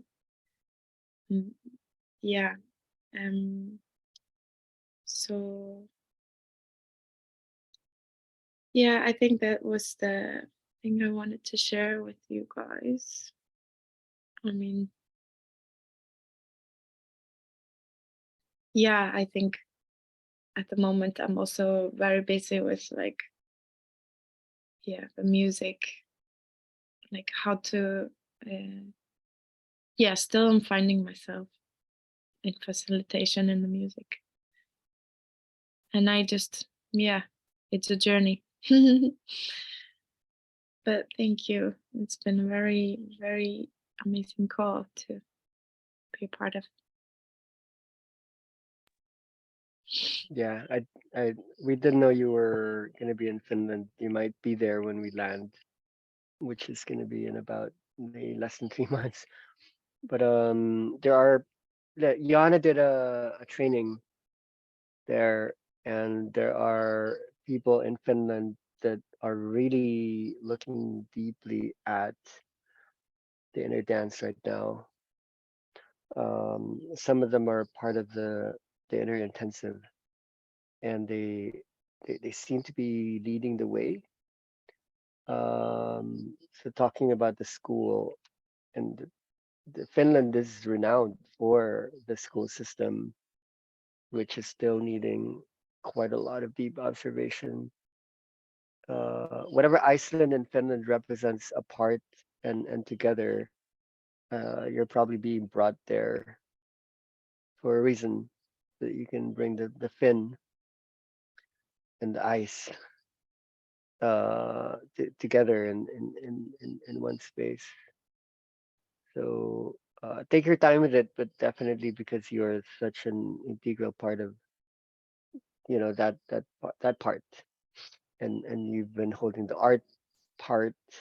Now you're looking at the music part. Like there. I'm just saying there are ongoing conversations right now, and a lot of them are already headed towards like where do we take this now? Because Finland has been introduced to this energy uh, like a lot longer ago, like in like 6 years ago maybe. So in terms of the waves, there's a lot that can happen in collaboration. Where in Iceland, the energy is kind of stronger in just the energy sense. In Finland, it's not as strong in that sense, but it's very strong in a way, something very integrated is being held over there. The kinds of questions people have been asking all the time from multiple directions have always been deep. And when those questions are asked, they demand something that when we speak about something, there has to be substance in it. It can't just be empty words. So I'm happy you're there, and yeah, definitely it's gonna be interesting to see what comes through. Thank you for sharing, Una. Okay, so anyone else? We're a small group, but a very special group. Hi, maybe I share something. Um, when I was there in Maya, I had the opportunity to make the play the music on live with five, with two sessions. One was a very big one, 4 hours. And yes, well, these two first times were really difficult, but I really felt like was like learning and trust in me and also in the space. So the day after going of Maya, I was holding the space and doing the music alone, and this was really nice to do it because now I felt that I can do it. And also on Sunday, no Saturday, I'm gonna hold the session here and I'm gonna do it live music. So it's gonna be my first time here, and I think it's really important because what I felt there is that you can hold the music with the vibrations that are in this space and at this real moment, and feeling what the vibrations and people need in this moment. So I think also I was now realizing that it's very important that the people know what we are doing now with the music, changing the way with the playlisting that we did before. And I think it's really important to explain to people coming to the sessions what we are doing now with the sound, because they are normal. Uh, they are used to hear the sound, not the sound, the music from uh, the the yes, the sound, the songs, not sound. So I think it's really important that we can explain to people why we are doing these sounds, these noises that sometimes are weird. But I think yeah, it's the way to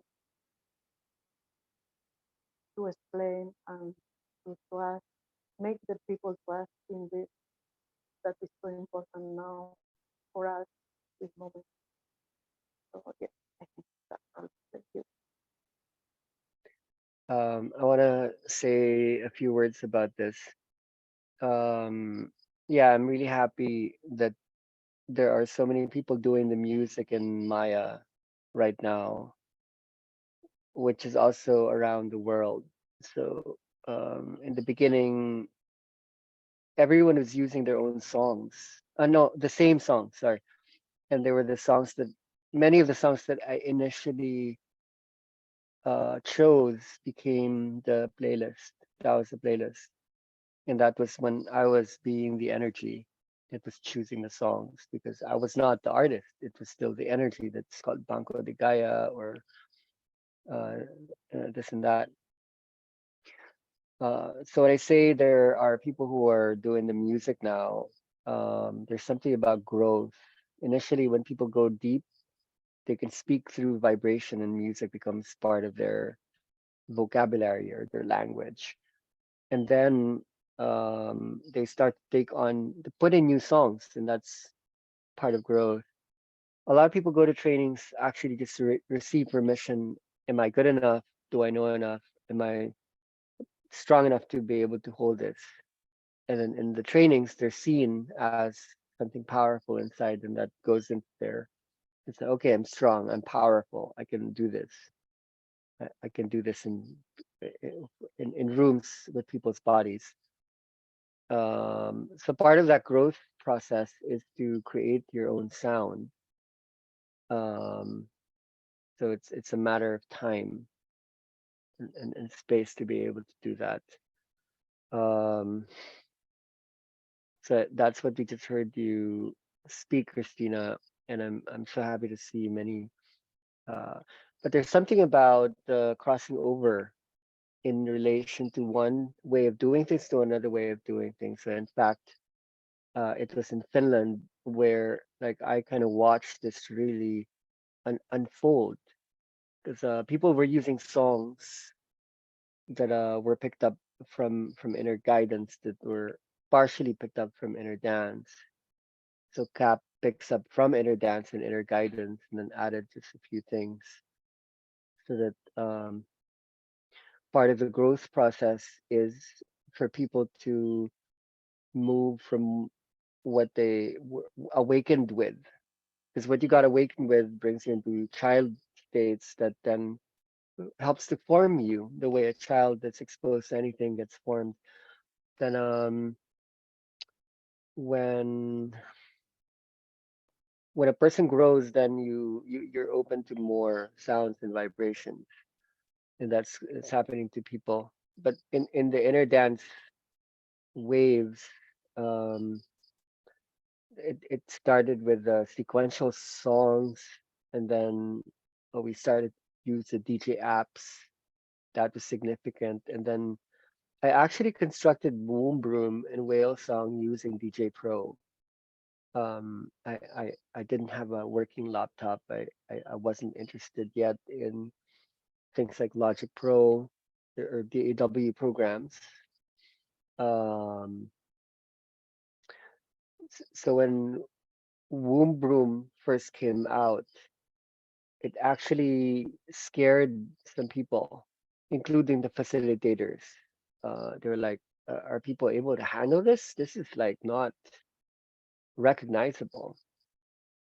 So when some people who did like some kind of variant of inner dance that began with the energy, and then they then had to incorporate some of the evolutions in the inner dance process, it was met with resistance. In Finland, it was like Ahilan, um, Noha from Egypt, and uh, Italy. They were listening to this womb room. It's like this is strange. This is weird.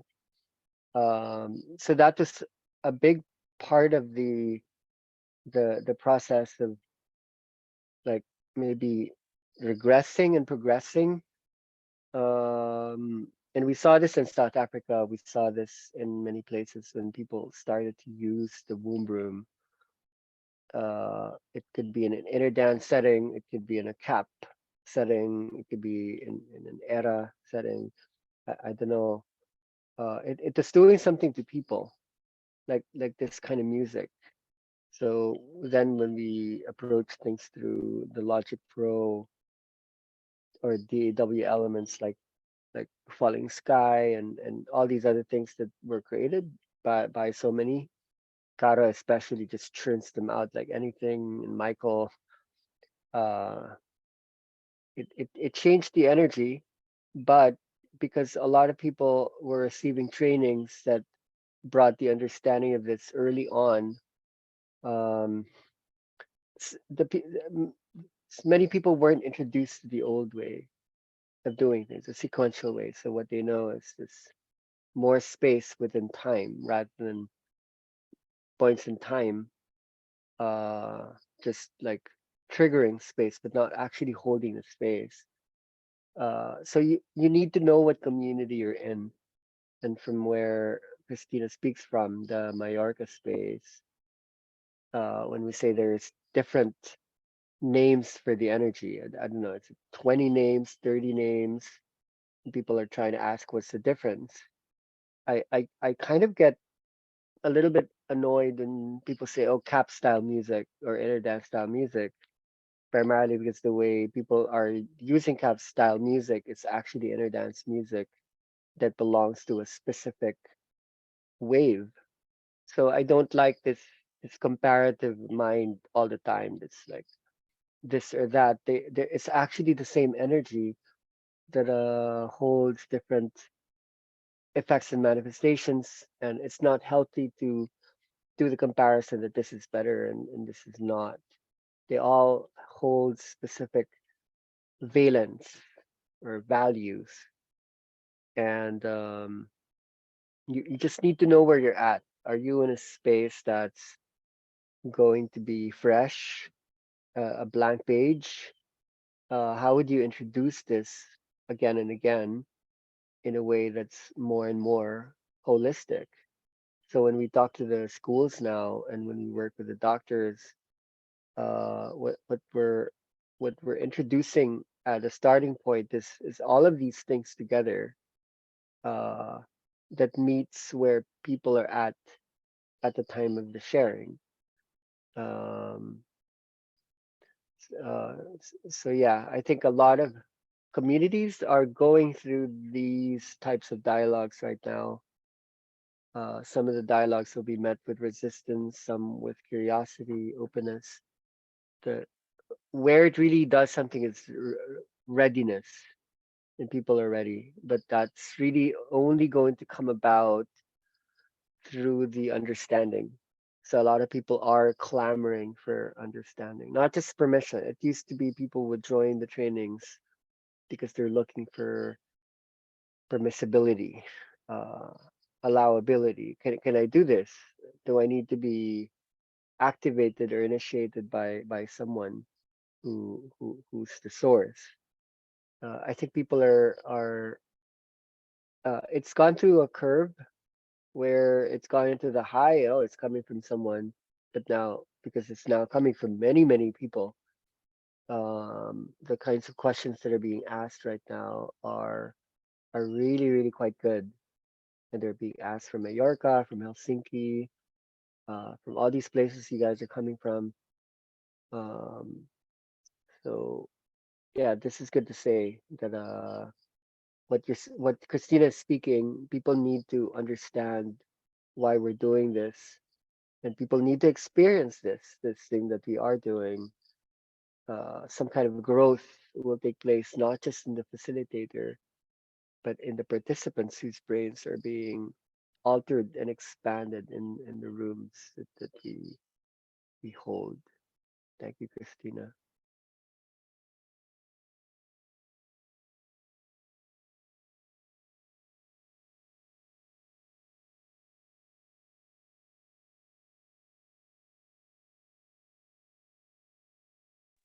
Yeah, bye. Maybe I just want to share a little thing.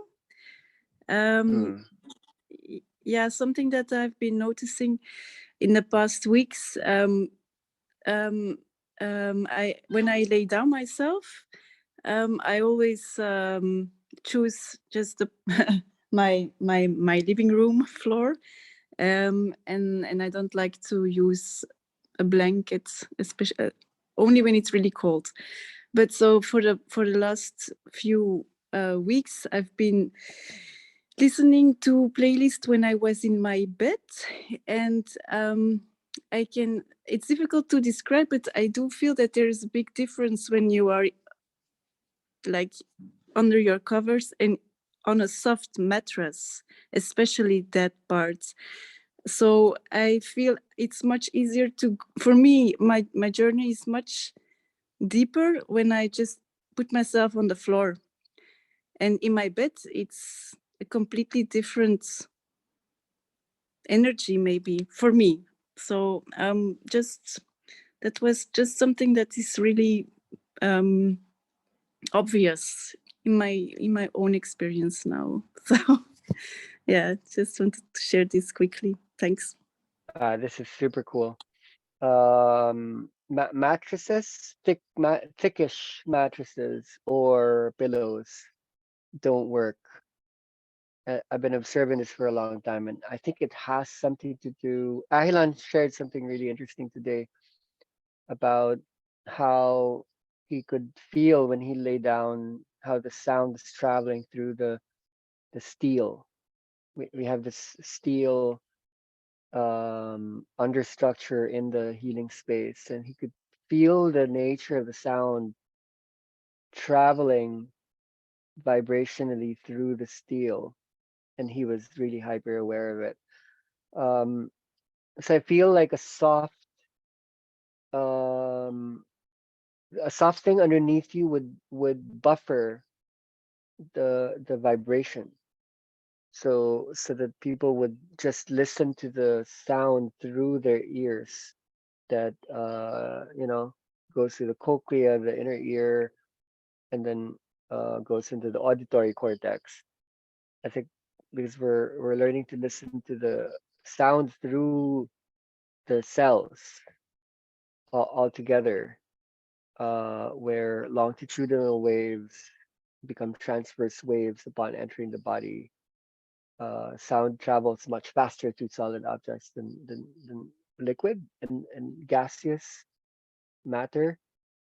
So becoming energy, I think, requires um, that the body doesn't lose the the the vibration from a horizontal position, which is not hierarchical. So when you lay down in that proprioceptive position, you're poised to receive the sound not from not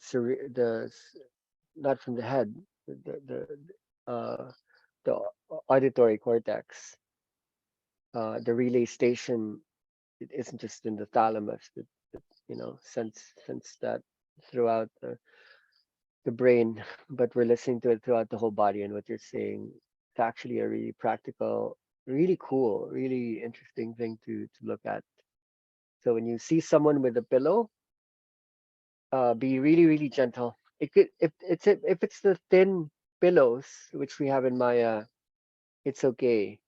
But because it's this part that receives the vibration, not so much just the brain in general, but it enters through this basal ganglia area, the striatum area or the thalamus area. You want to allow that to access vibration. So there's something kind of avoidant and inhibitory about pillows and thickish mattresses for some reason.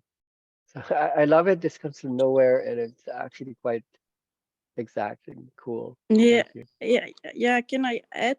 I not add question. What is it then? Because when I hold a space, I always I make the comparison with like how you say it, to drift on water. That's the thing that I like the people to envision before I put the music, and to like listen with the body and not with the ears. But when we listen to the sleep playlist, we are in a bed, in a soft bed with a mattress and a pillow. So then the vibration is coming through the ears more than through the system. No? Hmm.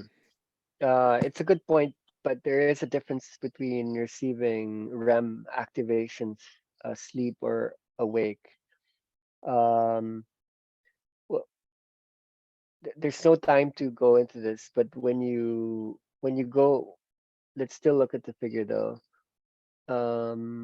When you go into the yeah, w- when you go into N1, N2, N3, what takes place here in N3 is sleep paralysis. Here, you're still experiencing some movements, tiny or overt, in the hypnic jerks, in the hypnagogia stages. Here's where sleep paralysis sets in, so that you can hold as much delta down even as you start to rise up in these higher states. So it's really interesting that in inner dance we actually don't turn off the paralysis mode. So that's why serotonin and noradrenaline and many other neurotransmitters that kind of decrease in the sleep stages are still quite turned on, so that there could be moments where we're establishing really strong connections, which are emotional, personal connections.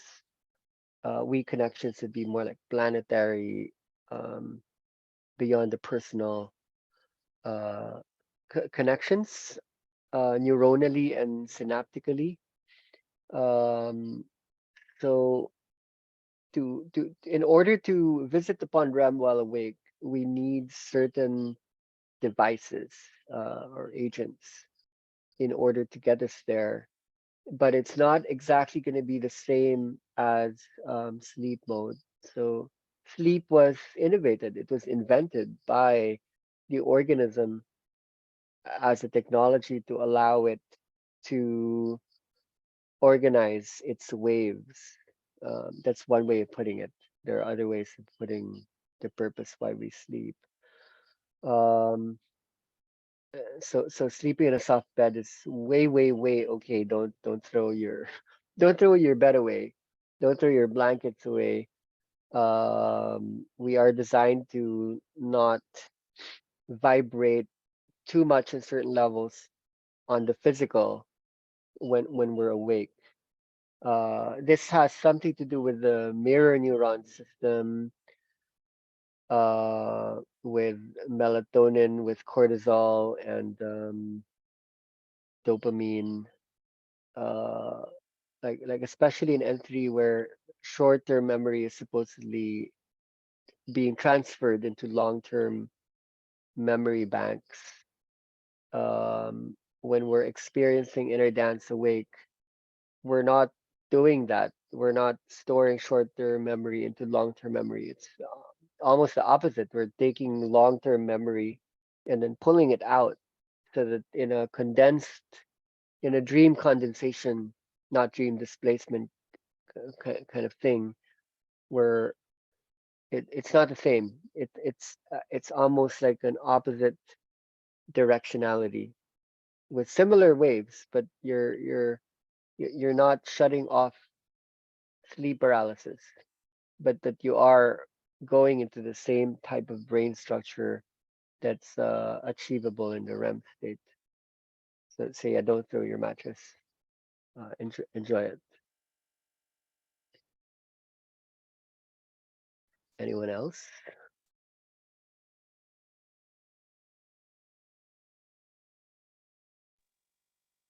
I have one question because all the new playlists like Synchronic or Joy, all these are made for listening during the sleep state. But when I put all these playlists, I really cannot sleep. I almost the 2 hours and a half awake. It's really impossible Yeah, to sleep of in this course. kind of Yeah, of time. course. Good, because you're already operating in a REM state.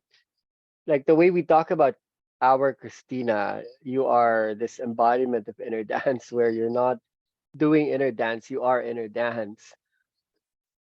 Understanding that we go to sleep in order to become REM. If you're already REM already, and then you put these playlists on that help you to achieve REM even faster, then you don't need to sleep because you already achieved what you needed in sleep. It's different for a lot of people who aren't in that expansive brain state yet when there's so much that needs to be released. A lot of people who are experiencing severe stress, there's this need to achieve slow wave sleep.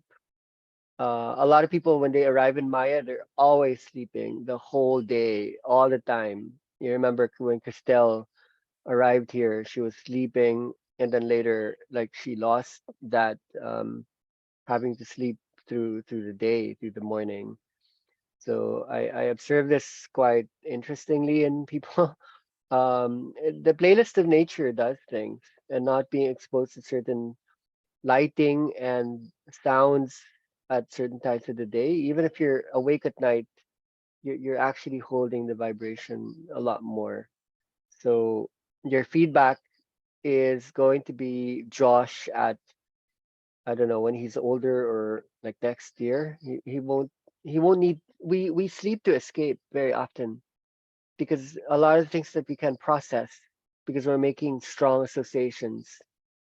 If we're going into the dream state to establish weak connections, to derive insight, visions, um, that's why we're sleeping. So if you're able to achieve a resonance, not a cognitive dissonance where we're hiding so many things that we're scared to look at, when we're more honest, when things are more clear, when we're stronger, you actually won't sleep that much.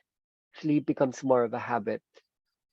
So when you make certain decisions, and you are making some decisions right now, you're going to like this character in Shakespeare, Macbeth, and Macbeth murdered sleep. Inner dance is kind of like Macbeth.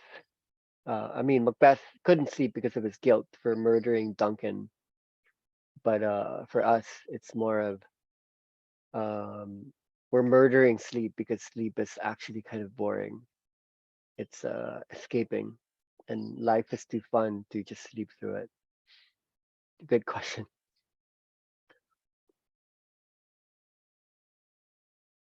Okay, so any last sharings, and then this has been quite a call, and we could close soon. Any last thoughts, insights, ideas, and then we can just share this onwards.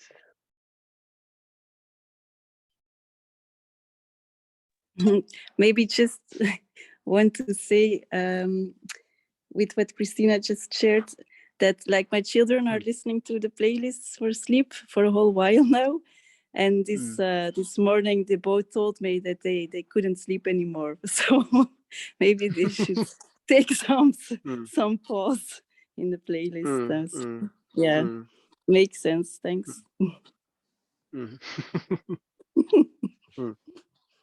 Or maybe we need another type.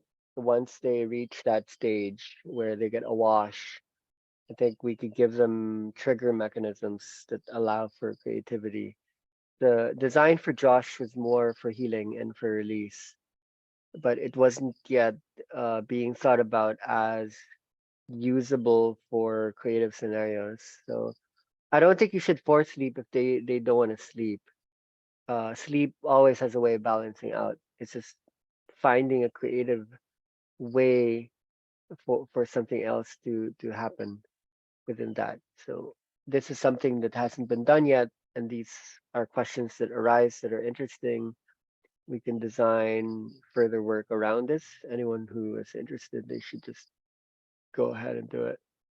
Thank you for affirming something Christina spoke that I experienced extremely when I was alone, and didn't need to sleep at all, like at all. Yeah. Okay. Hey, Caro, I think you just joined as well. Didn't see your name before.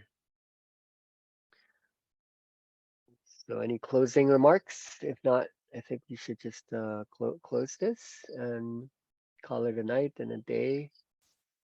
I have to drive off at 6 o'clock or 6:30. Spend time with the kids. Okay, so if you can unmute and help me to close this really awesome Yeah, from the conversation. car driving.